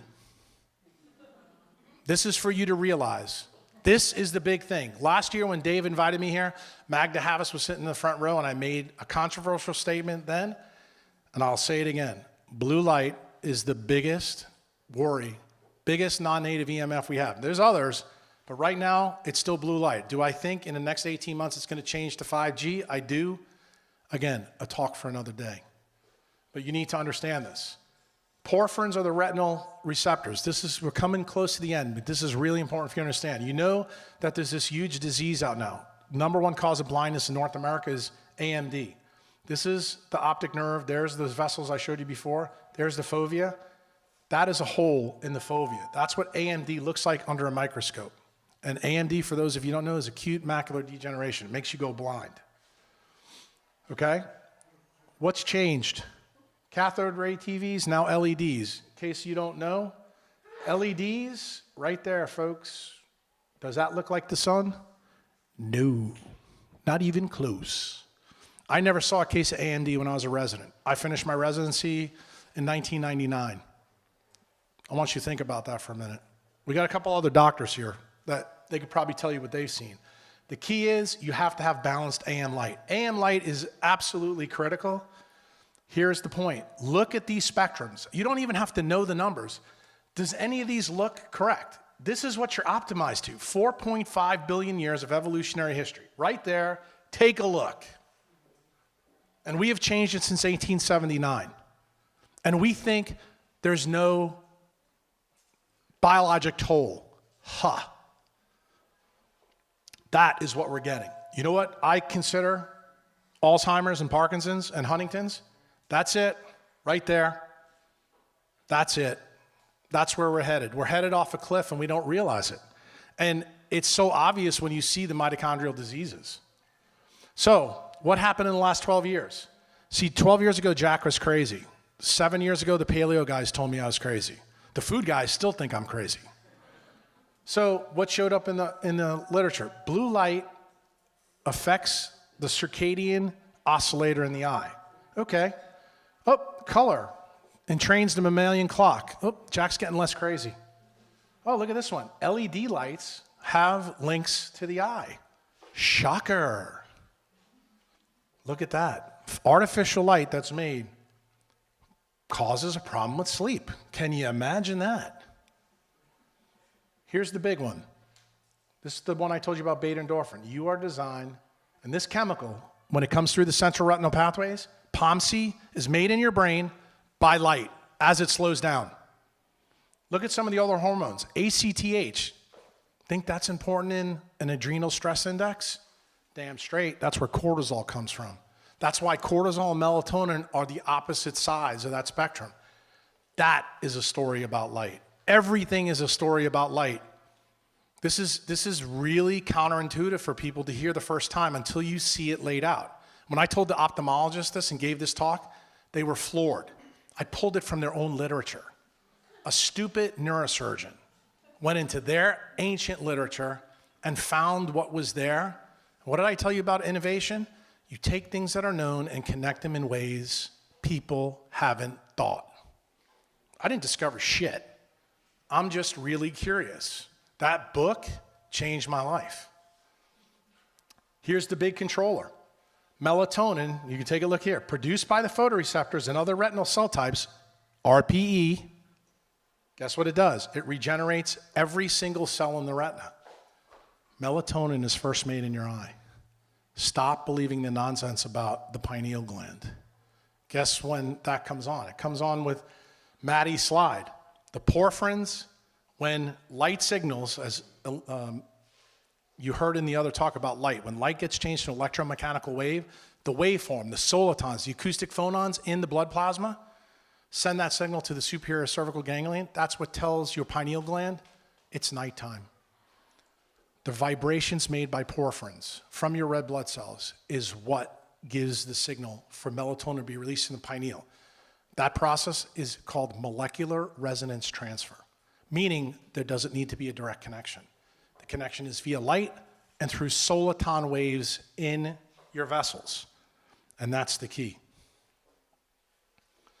So, the anterior retina to your hypothalamus is a central semiconductive circuit. This goes all the way back to Albert St. George in 1941. He's the first one that mentioned it. He won a Nobel Prize. Everybody laughed at him when he said it. Turned out, Ott found it, Holwich found it. Everything in your anterior chamber is a semiconductor. What does that mean? It absorbs light and it re-emits light. And inside that light, that signaling tells the brain exactly what to do. That's the key. This hormone everybody now knows in food circles is really important, but nobody still knows why. Well, it turns out it absorbs all this light. That's what leptin resistance functionally is. You can have leptin, but if you can't do anything with the signal, you're leptin resistant. And leptin resistance is what causes obesity. We now know all the effects of blue light. This is the artificial light that we're around here. Causes all these things. Take a look at them. Every single one. Notice that obesity is on the list. See, Jack's no longer crazy because now it's well known in the literature it's associated with obesity. But I got a big one coming for you. That semiconductive pathway, this is the keys. Red's got to balance blue. Neuropsin absorbing the UVA, then melanopsin at nighttime. But Ruben told you, you must block blue when the sun sets. You must get UVA and infrared A light through your eye and on your skin every morning. If you don't do it, you fail. That is your practice. You must do it. And if you don't, then you're going to suffer the consequences. Don't believe me? AM light is different. Notice the difference here. See the color temperature of sunlight when it rises is 1800 Kelvin. Look at what it's at sunset. Notice this blue scale. It's mostly red, but the light is bluer as the day goes on. Why? That's when melanopsin works, because what does it pay attention to? 435 to 465 light, which is blue. That's what the signal is. And you want to know the key? Right here at noon, 5750 Kelvin. Do you know what your computer screen is at home 24/7? 5750 Kelvin. Some of the newer screens, 6500. So every time you turn the damn computer on, it's noon to your brain. For those of you who don't believe me, all the kids that have cell phones, 5 years ago I did a hack in my office on a whole bunch of kids Matt's age, and this is a long time ago, 150 times per day they look at a cell phone. 150 times per day, that means they're getting a signal that it's noon. For those of you who don't think this is a big deal, when I mentioned this to the paleo guys about 7 years ago, they laughed. The astronauts that go in the International Space Center see the sunrise and sunset 19 times in a day. You want to know why they all come back and they age faster? What happens if you're doing it 150 times a day and you're not going in the sun? Do you think that you can get kids at 25 years old that come in with carotid dissections because they have carotid disease? Why are all these diseases seemingly coming out of nowhere? Guess why? Light. How many times have I mentioned food? This is the key, folks. Blue light that's man-made is absolutely destroying us, and it affects the way your mitochondria can handle electrons from food. That's where the food story comes in, because the more those respiratory proteins get stretched out, it doesn't matter what you eat. You're gonna have a problem. You have to shrink those respiratory proteins closer together so they can do what they do. Now, this is a really interesting paper. There's two types of blue light hazard that I want to go over with you. One is the rhodopsin mediated, and then there's a lipfusin mediated. Both of these are important, but this one I want to highlight because I know Chris has spoke here. Chris wrote an excellent paper for Western A. Price. I don't remember how long ago it was, but he talked about vitamin A, its link in the eye to opsins and also to obesity. This is the path where it goes. When blue light comes in, what happens? Retinol separates from the receptor, the opsin protein, then has to be recycled. What happens when there's too much high energy blue? It cannot recycle fast enough, so vitamin A drops. That's why vitamin A is always linked, not causal, but it's always linked in some way, a correlative link to obesity and most mitochondrial diseases. That's the key. And that's the take home that I want you guys to understand. And the reason why blue is an issue, vitamin A is yellow in color. It's a complementary color. So what does that mean? That means that blue light in AM sunlight is incredibly important to your vitamin A cycle. That's the reason why it's important, because blue light's what makes vitamin A in your brain. Here's the action spectrum for the blue light hazard. You can see, starts at 400, but the peak is 435 to 465. That's why all my glasses block that. That's the reason why I think Dave is a great guy. The fact that 2 years in a row, he bought everybody the blue blocking glasses. The sad part is, looking out in this audience, not too many of you are wearing them. They're all gone. Okay. What's the key? Cones regenerate at night in darkness. AMD is now explosive. It's a blue light disease. Cataracts are also explosive. The rods regenerate in daytime. Believe it or not, most of the ophthalmologists didn't even know the stuff that was on this slide. The key is AM UVA light due to molecular resonance in terms of how it's made and how it works. And AM light, the key critical parts is UVA and infrared A light to regenerate the photoreceptors. Everybody knows that UVB makes vitamin D. Not too many people know about the effect of UVA and nitric oxide, both in the mitochondria and actually on your skin. It's important. This also reduces blood pressure, okay? Visible light is mostly eye camera function. That's what most people focus in on, and that's why we know a lot about it. But here's the big one. What's the photoreceptor regeneration? I told you from that retinal picture before that it's really far apart. How does this happen? Well, I told you that red light penetrates deep into the fat layer where the arterioles are. So that means it gets down to where the arteries are. And this one is not important. This is the boson effect, the two loops that I told you about. But here's the crazy thing. When you look at this, light comes through the eye, you get the slowdown effect. You know that the retina is backwards. When you look at the retina in an anatomy book, here's the optic nerve, here's the back of the eyeball. Why did God or evolution, whoever you choose to believe in, build it like this? Because it needed light to slow down more, to do what it needs to do. And guess what? When we have these diseases, you know where retinal detachments occur? Between the photoreceptor here and the RPE. That's where the blood goes. And that's why you become blind. Because all these things atrophy. All the receptors, the photoreceptors atrophy because there's no UVA and no infrared A light. So think about that the next time you put your contacts in or your sunglasses. Again, back to this one. Melatonin is what regenerates every photoreceptor in your eye. And you only make it when you have UVA and infrared A light. There's the hole again. There's the OCT. You can see how thin the fovea is. The blood vessels are down here. How does it happen? There's the picture again. Take a look. This is a picture I showed you last year. This is a chloroplast. That's hemoglobin. This is photosynthesis. They're exactly the same. What's the difference? Iron's in the middle, magnesium. Anybody want to take a guess what the difference is on a periodic table between magnesium and iron? I'll save you. Electrons. 26, 12. You know why? Plants aren't complex. They're planted into the ground to the magnetic field. Their canopies in the sun. you're designed to move across the magnetic field. So you need more electrons. By whose law? Einstein's law. It's called the photoelectric effect. Light can only interact with electrons. When you're complex, you need an atom in the middle that can absorb more light. Guess why hemoglobin absorbs 250 to 600 and cuts off? That right there. Okay? That becomes extremely important right here in your eye. Light enhanced diffusion. Infrared light, and this is what it's meant to be. There's the retinal vessel, and there's the photoreceptor. When light hits the distance, and you saw the distance in that picture I show you is really big between the vessels and the fovea. What bridges the gap? Water. Water is the perfect red light chromophore. It absorbs all the way up to 300 nanometers.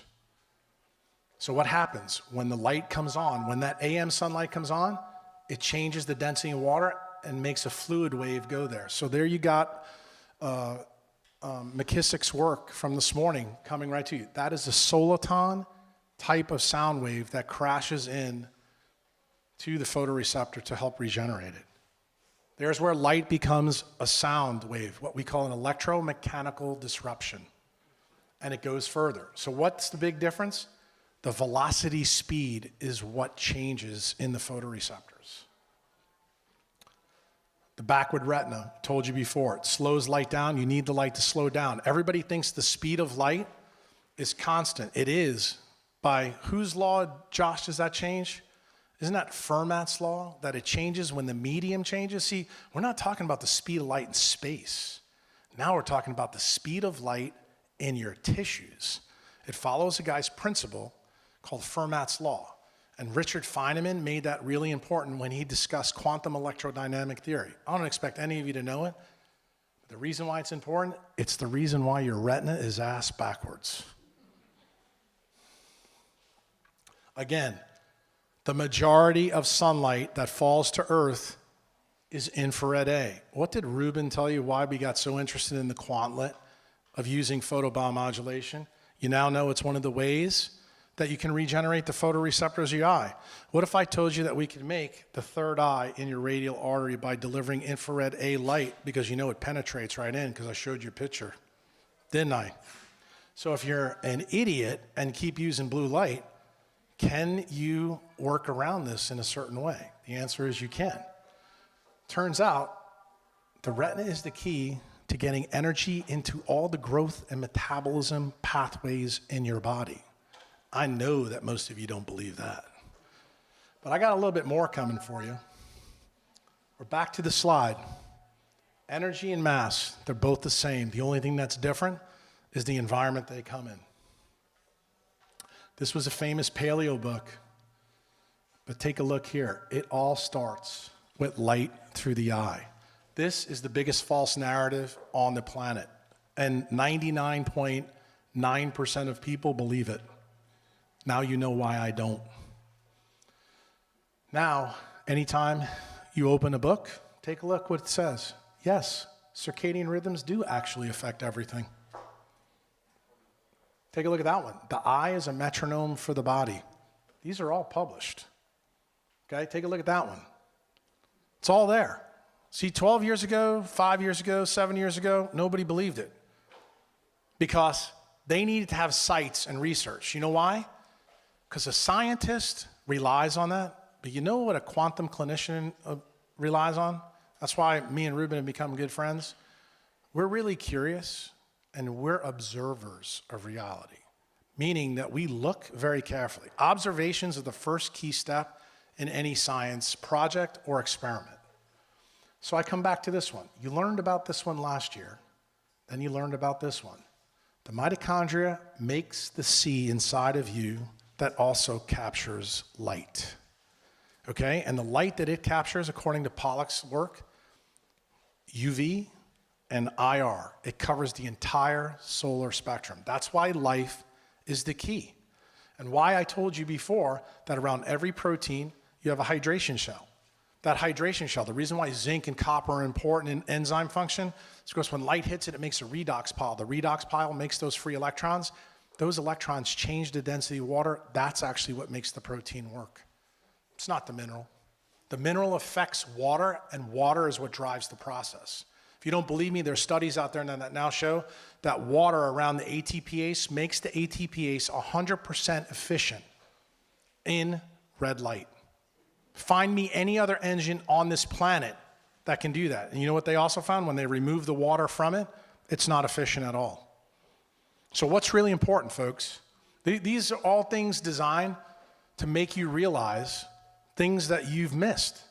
And just so you know, this happened 650 million years ago. We covered this last year. This happened at the Cambrian explosion when all complex life came. Guess what happens? Energy flow through plants and animals is through chloroplast and mitochondria that both came from a symbiotic bacteria. And we changed this bacteria.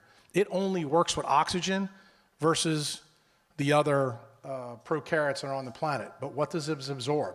This absorbs UV light all the way up to 650. This one is optimized for blue-green light. The reason why they're coupled is through this chemistry, photochemistry.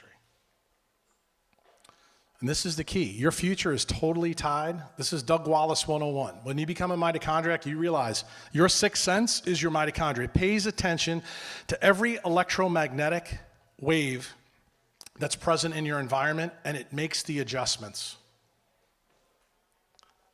You heard from Ruben and some of the other speakers about Fritz Pop. Every cell in your body at night is designed to release extreme low-frequency UV light. It's no longer conjecture. It's now been proven. So don't you think that would be important when melatonin gets released at night? What did I tell you about UV light and melatonin? Yeah, we can do some pretty amazing things when you look into it. There's the proof. It's out there. Roland Van Wyck's book, what Ruben showed you, that's another book that was on my banner earlier. Low dopamine. And here's the key. We're getting very close to the end. I said to you in the beginning, do you believe that obesity could be caused in the eye? And I told you in the beginning that most of you wouldn't believe me till I got close to the end.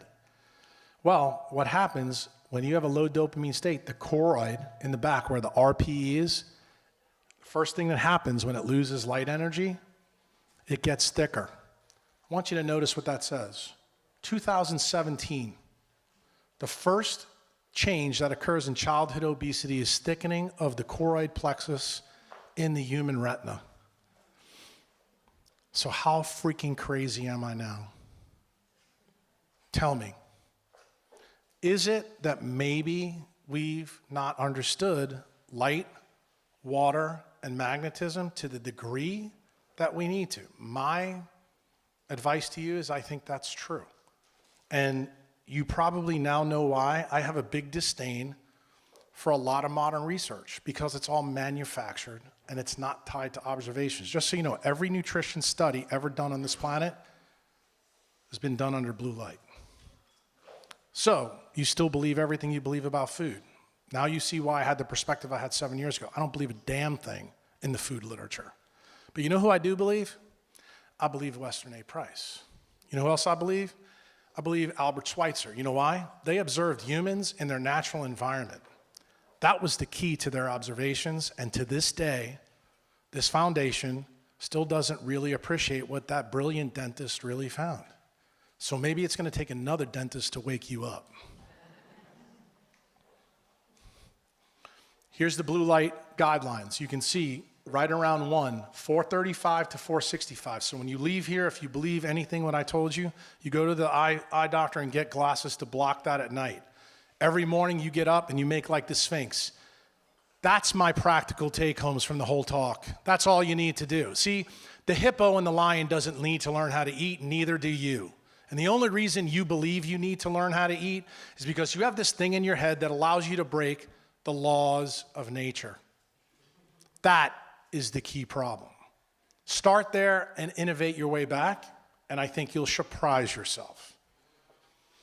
You have this. It's well known. All the things that are tied to blue light, they're out there. You don't need me to tell you. This is what happens when you have too much blue light. Your pupil gets big and you die. Okay? And you usually die first of diseases that cause the respiratory proteins to shrink out. That's Doug Wallace 101. Why? Electron chain transport slows. What happens when we give a human cyanide? Same thing, except they die right away. Well, all that's changed here is the time scale.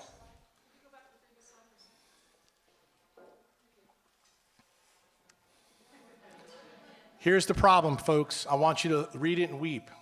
I know Dave's been on my case. Can I live in Vermont really good? Dave, you can, because you're doing good. But if you got AMD, dementia, and this and that, you've got to move to a higher quantum yield environment and get that AM light to save your ass through your eye and your skin. And you need to get naked, as much more naked as you can get. So how does this all work? Doug Wallace, he's at the Children's Hospital of Philadelphia. He's the world expert mitochondriac as far as I'm concerned. Maddie actually went down and met him. But what happens? The solar EMF comes in, releases calcium, goes through nitric oxide, and then you make these free radicals. This is the entire pathway of how all EMF works. The problem is we're optimized to solar EMF, not non-native EMF. When that happens, it changes the electron spins of these free radicals, and they do things differently than they normally would do in the cell, and that's why we get sick from the use of cell phones and electromagnetic devices, which is what I told Mag to have this last year, why you would never catch me using a pulsed electromagnetic anything around my body. Now, Doug Wallace's lab, I just want you to pay attention right here.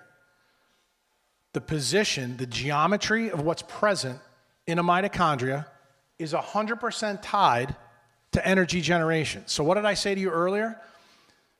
The respiratory proteins have to come closer together. When that happens, these IMJs spike up, and guess what happens? You make a shit ton of energy. You know what happens when you make a lot of energy in a mitochondria? The nuclear genome gets turned off. In other words, it never gets turned on. You can't get cancer. So am I going as far to say that cancer is an epigenetic disease of light? Yep, that's what I'm saying. Ruben showed you this, so I don't have to show it to you. This is Michael Crawford's paper, huge. You got to focus on the eye clock, not the camera. My brother from another mother. That's why I really wanted him to come here to talk about this, so I decided to morph my talk so that you would get a little bit of Alexander and a little bit of Jack. Because in my opinion, he's leading the way, and I'm following behind, putting everything together. And it's incredibly important for you guys to understand it. And I've been cleared to show you this picture. So I had a lot of ladies come up to me last year and say, look, your talk kind of blew me away, and I was really interested in it. But how's it going to work for me? I'm postmenopausal, I'm getting fat, my body's changing. So I happen to sleep with a skeptic. Her name is Sandry Kruse. That was my wife the same time you saw me. I want you to know this thing, pink and sunglasses, okay? For 7 years, my wife didn't listen to me. I changed my son, and I changed me. I changed other members in our family. She didn't believe me until one day when I went and had the locksmith come over, lock her out of the house with my daughter, and said, until you get the message, I'm done. Now let me tell you why I did it. This is the important part. I said, Sandy, if you want to kill yourself, I'm cool with it. You know what I'm not cool with? My daughter has your mitochondrial DNA. And she, at the time, was 12 years old. I said, if you don't fix this, she's going to have a big problem. You want to know why me and Ruben?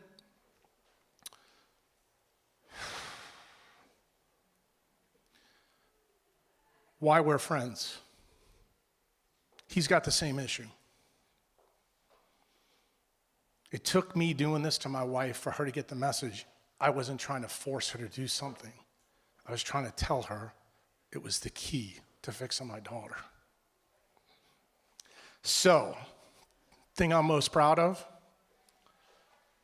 I got my wife to take her damn clothes off. I got my wife to take her sunglasses off. And I'm happy to tell you that is my wife at 58 years old, 2 weeks ago, with her same friend. That is my wife 1 week ago at a horse show. Notice, she is in better shape than she was in high school. So when a postmenopausal, Western A price, granola-eating woman comes up to me and tells me that it's not possible, I'm telling you, you're not getting naked enough and you're not getting out in the sun enough. And just so you guys know, I moved my entire family 5 years ago from a northern latitude to the 28th latitude. Why? Because it was important for my family. Why? Because I understood how light works. And I know nobody in this room really understands it that well. But my goal is to make sure that you all do. Even if you heard something that's 5 or 10%, say, hey, that's interesting, I've done my job. That's what I want you to do. I want you to see what is possible. Like last night in Unbound, the part of the story you didn't hear, Sarah's sitting there, and I'm going to bring it up. Sarah has a disease called electromagnetic hypersensitivity. Most people in the States think it's bullshit. And I told her when I first met her in London during the biohack event when me and Ruben went, that if she came to Mexico at the 20th latitude and went into the cenotes and spent time in the jungle, I thought in 3 or 4 weeks that would go away. You know what I told her the main problem was? The UK's power grid oscillates at 50 hertz. You know what Wallace has found in his research? Every mitochondria that burns fat. Fat burning is not a function of food. It's a function of the oscillation that's made. Oscillates at 100 hertz. 50 hertz is the second harmonic of 100. I said, Sarah, my belief is that if you come to the right place, we can fix this. Sarah showed up 3 days in the jungle. Her symptoms went away. Correct, Sarah, or not? 3 frickin' days. She's had this for 12 years in the UK. That is what a mitochondriac gets. Would I have ever come up with something like that 12 years ago? No, I was an asshole. I was Julian Battle. I would never have questioned these things back then. But now, not a day goes by that I don't learn something from somebody. And Sarah proved something to me. I thought it would take 3 or 4 weeks. The fact that it happened in 3 days, that's really good news for all of you non-believer skeptics here, because you know what that means? 4 to 7 days when you live in Vermont, going down to Playa del Carmen, gives you 6 weeks of benefit. So if you make 3 or 4 trips in the wintertime, guess what? You actually may have a solution, but you have to expose yourself. You have to get past all the society and cultural things that we do.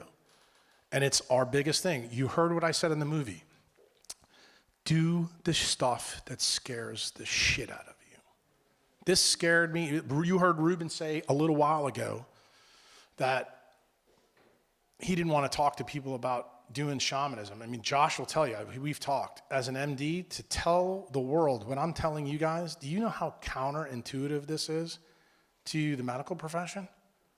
But guess what? It's really hard to argue with E equals MC squared. It's really hard to argue with the 1922 Nobel Prize. It's called the photoelectric effect. And you know, my favorite part is when I talked to the ophthalmologist a couple months ago, one of them raised the question, well, this is all well and good, but we need randomized controlled clinical trials. I said, son, you're not understanding. The laws of nature are not subject to man's beliefs. They're not subject to man's experiments. It's a pretty powerful statement. And you may think it's, I should say, obnoxious. I don't think it is, based on what I showed you. Why? Because now there's researchers out there showing you that it really does begin in the eye and in the skin. That's how leptin and all this is linked. And the cool thing about this, my prescription doesn't cost you a goddamn thing. And what did Einstein say? In the end, the answer will always be pretty simple. So what's my takeaway? Make like the Sphinx.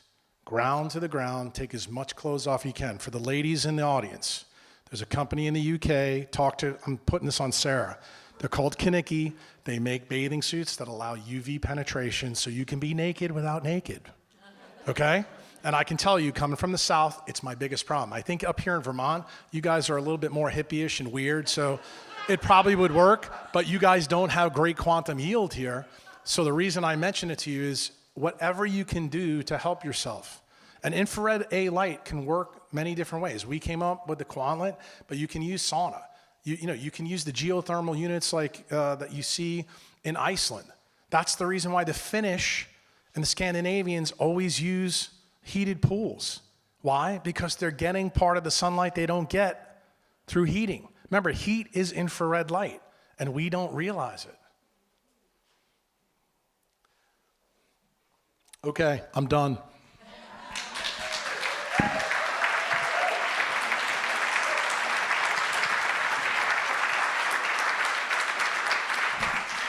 Anybody have any questions? Talk in the microphone so that way. Okay, thank you. So not only do we have to deal with the latitude in Vermont, but it's also cloudy a lot. So how does that affect our morning routine? It's a great question. Let me finish up with her. Clouds, when it's clouds like this, you still get 31% of the light through. So the answer is it's still there. Here's the question. Number one thing in mitochondriac, what I teach people, tell me what your haplotype is, what your SNPs are, and I'll tell you if Vermont's doable for you. Because guess what? It's tied to your latitude. Well, it's simple to do. It now costs $69 to get that information. 23andMe. All you need to know is your haplotype. I need to know what your 677, 1298, your VDR receptor, your CBS. That's it. You put that on my form, and I'll tell you exactly what you're optimized to.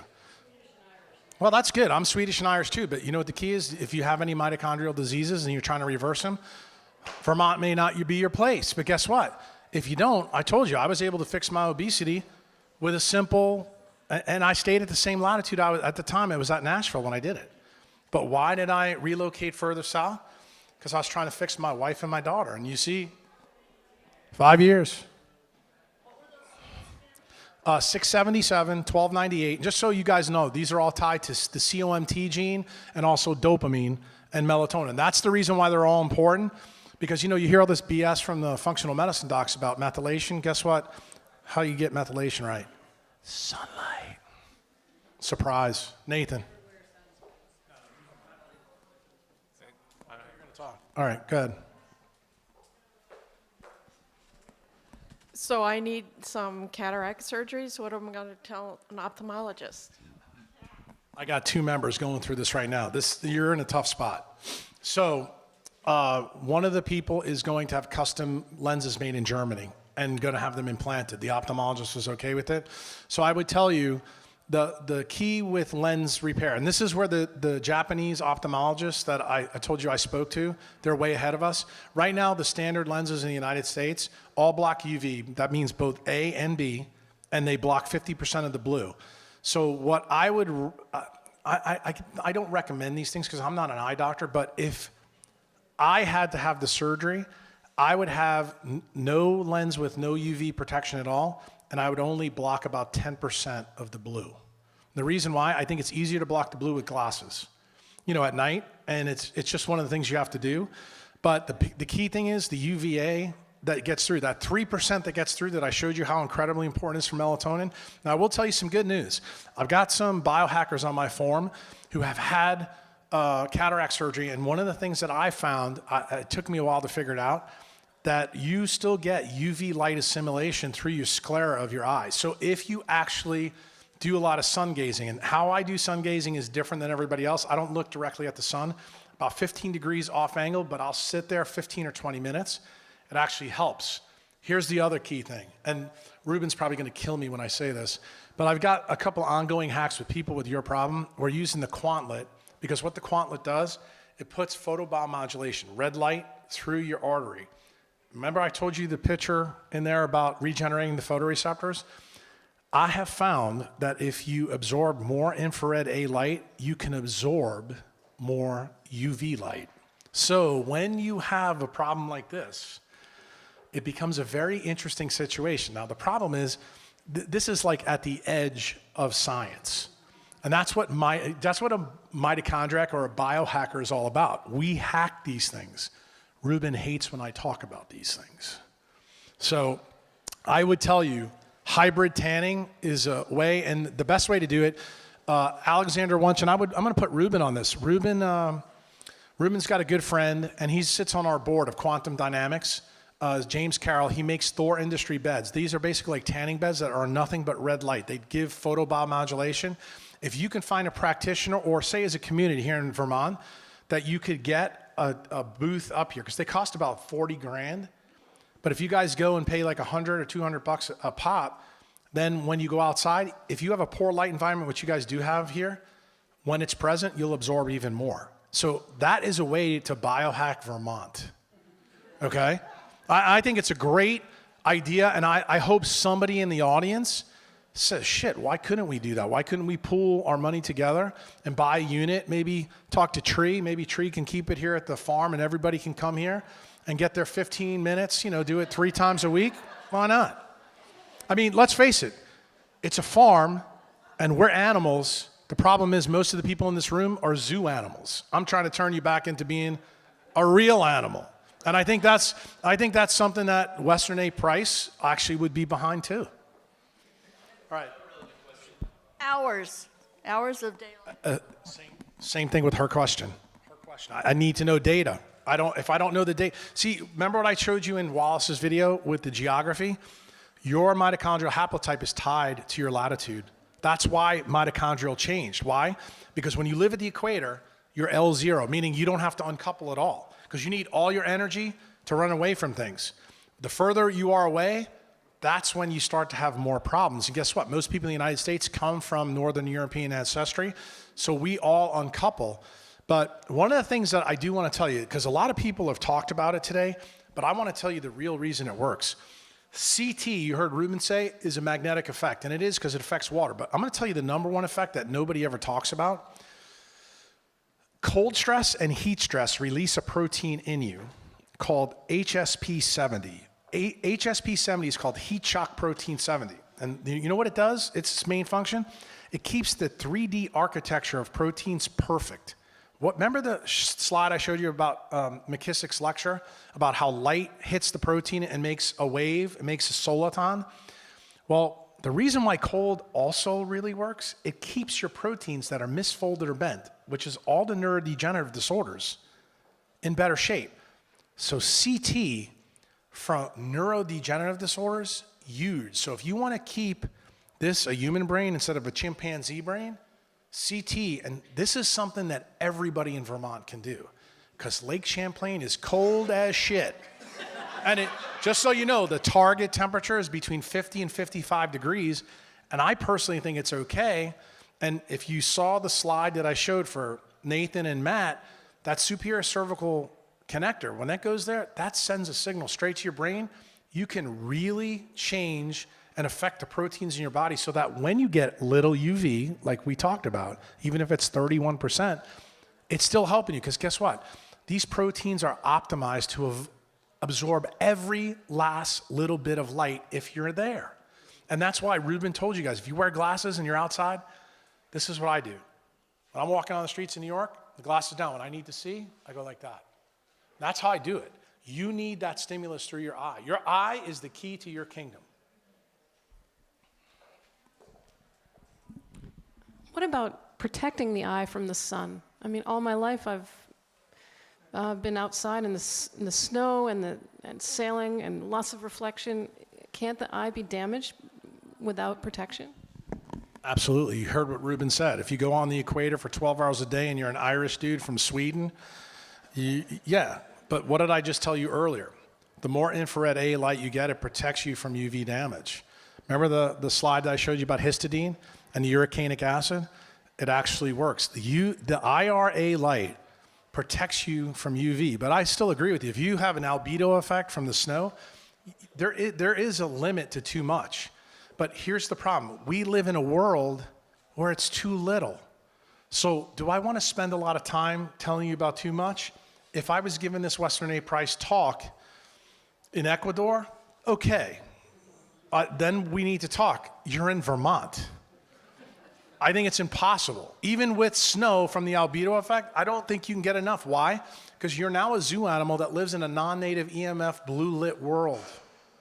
Your world is lit up by an alien sun. And you have to realize that technology brings us inside, not outside. And that is the key. Just think about it. There's a lot of older people here that probably have kids. I want you to think about when you and I were kids, what do? We went outside, we rode our bikes, we played baseball. What do the kids do now? They're inside, texting, playing video games. And I told you, that's 5,750 Kelvin light. That is blue light destroying DHA, ruining the eye clock, ruining their retina. And you want to know why these people are getting diabetes at 40, at 30? And it's already been shown. Type 1 and type 2 diabetes are exacerbated by blue light. Guess who told you that in my talk? Fritz Holwich, when he took the damn cataracts out. Their energy went up. What do diabetics always get? Cataracts. Now you know why. Because they're lacking sunlight and they get too much blue. And I personally believe diabetes isn't a disease of carbohydrates, it's a blue light toxic disease. That's what I believe. Anybody else has a question, come up here so I can give you the microphone because we need the...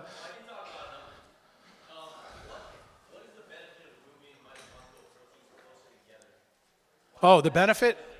That's a quantum mechanical answer. It's very simple. The closer two things are together, like closer two protons together, for example, if you believe the fusion model in the sun, which I will tell you I don't, anytime the protons come closer together, it makes energy transfer much easier. So the respiratory proteins need to come closer together to transfer electrons, because what is the electron transport train functionally do? It ferries electrons from cytochrome 1 all the way to the ATPase, eventually to oxygen. And oxygen accepts that terminal electron. When it gets to oxygen, it's at its ground state. When it comes into cytochrome 1, and I didn't get into all these details, but cytochrome 1 is the NAD positive NADH couple. It is a fluorophore protein that absorbs 340 nanometer light. So if you want to know why electrons from carbohydrates always enter at cytochrome 1, now you know why, because carbohydrates grow when? Long light cycles, when what kind of light's out? Purple light. So if you live in Vermont and you eat a banana on December 31st, as I famously said at a big paleo conference, you're a freaking idiot. Now you know why, because what does it do? It spreads the respiratory proteins out. When you do that, when you're not getting the stimulus of what through your eye when you do it? UVA light, because it's not present in Vermont on December 31st. Got it? That is how food electrons are affected by light stimulus through your eye and your skin. That's the circadian mismatch. That's what, everything that programs your mitochondria to work is sunlight. And that's what we're missing in the food world. And I don't have anything against food gurus. I really, truly don't. They don't understand how mitochondria work. That's the problem. And guess what? Everybody knows, there's not an argument from anybody that mitochondria are the key. They make all the energy in the cell. But the problem is when you don't understand the process in detail, this is why you always hear me say on my site, a half-truth always leads to a full lie. That's the reason why you have guys out there like Jimmy Moore who keep using social media, and he keeps getting bigger and bigger and bigger, and he advocates ketosis for everybody. Is it working? What's he missing? You know, when you're designed to be ketotic, remember the picture that I showed you of the 4 guys eating? The last guy was skinny because he had no food in front of him. What was he in front of? The sun. What does that tell you about a guy that's always on social media tweeting and twatting and everything else? That's the problem. What did I tell you about me? My job. My job is a killer. As a neurosurgeon, I know that that's got to change. My big biohack of 2017, my members know what it is. I'm not going to share it on video, but it's tied to this issue. It's tied to this very issue. I hold myself to the same standards as everybody else. I know that it is killing me, and I've got to stop doing those things. But the key is, why do I persist? Why do I come out here? What I told you today, I figured out 12 years ago. I put this information on the internet for free. It's been on my site for 7 years. When I first put it out there, everybody said, oh, it's too hard. Nobody will understand it. Well, guess what? We're 7 years down the road. I got over 1 million people that follow me every month. And now food people are inviting me to come talk to them about light. So don't tell me shit can't change. Because you know what? If you're a true citizen scientist, you follow the data and not your beliefs. I know what the beliefs of Western A. Price are right now. They're not the same beliefs that I think that he had back in the day. Why? I think if he would have known about light, he'd be in a mitochondriac too. A different subject. What type of light bulbs would you say would be the best, since we live in a world where our spouses won't let you turn off all the lights? None. I told you what I did to my wife. It took her a while, but if you're going to use a light, I think Ruben's idea of probably a red light, and it takes a while for you to get used to it, or you can use an incandescent. I will tell you to this day, the only fight that I ever have with my wife now is about light bulbs. And literally, I turn them all off. And I'm not kidding when I tell you, remember Ruben left? I don't know what the guy's name was in the movie, Millman. Remember when he said, you have to pay attention to every single thing you do, and the guy was talking about the sweatshirt coming off, and everybody laughed? I didn't laugh, because you know what? That's exactly how I'd answer your question. When you put that damn light switch on every day, you just took your respiratory proteins and done that. You know that when people come to see me with gliomas in their brain, they will spend $100,000 to live 6 extra weeks, but you think it's okay to put the light switch on and cause the same problem. That is the mindset you have to get to. So when your husband says that to you, you know what you tell him? What I said in the movie, read between the lines. Well, how do you get around that? You go into surgery, and Yeah. it's light, so you're exposed to light. I am, but what do? I do extraordinary things to offset my risk. So in other words, when people come talk to me, like my members, you got a couple of them sitting here, I would tell you, find a member who's actually been with me, like Josh and Sarah have been with me to Mexico. Why do I go to Mexico? I live at the 28th latitude. I've been to Mexico 4 times this year. So if you live here at the 50th latitude, you got a problem. And you don't realize it. And then you keep wanting to turn the damn lights on? You see what I'm saying from my perspective? How crazy that is? But think about what I said in the movie.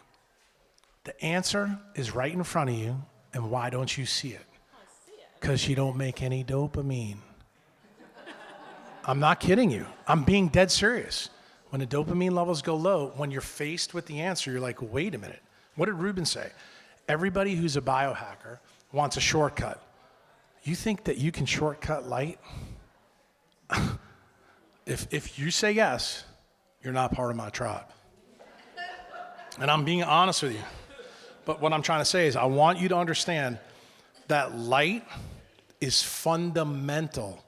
Not only is it fundamental to you and me, but it's fundamental to the food web. That was the talk from last year. If you didn't hear it, go YouTube it, because everything about food is tied to light too.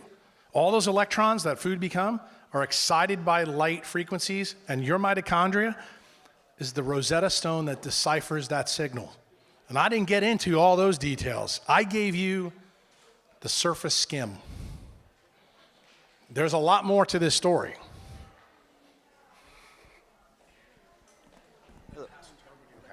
Hi, just curious, from like going back to John Ott's book where he talks about the purple light and in that particular bar, does purple light straight up, does that disrupt circadian rhythm? Because I know that red kind of can.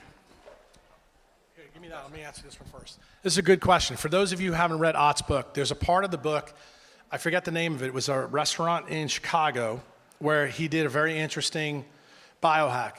The thing was something about, the name of the restaurant was something seafood under the sea or something.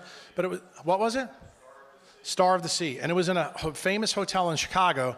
And their shtick was they had fluorescent menus. And the only way you could see the menus, he had black lights. So here was the funny thing. Ott loved this place. He didn't know why.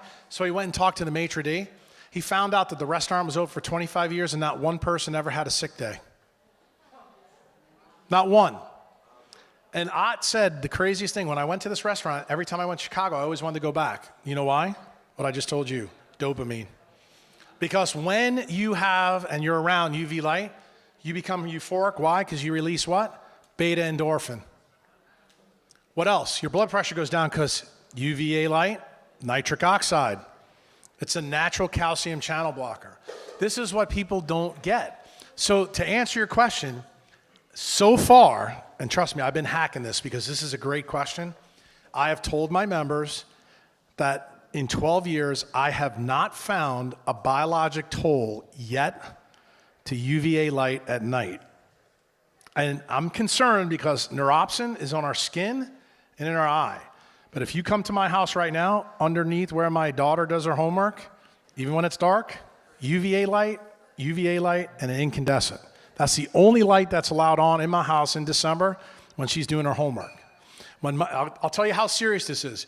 My daughter had her Sweet 16 this December. She wanted to have the party at night. I said, fine, you can do it, but I have to be in control of the venue and everything else. So my wife goes, what the hell are you going to do? So she invites literally half the high school. I have an event hall just like this.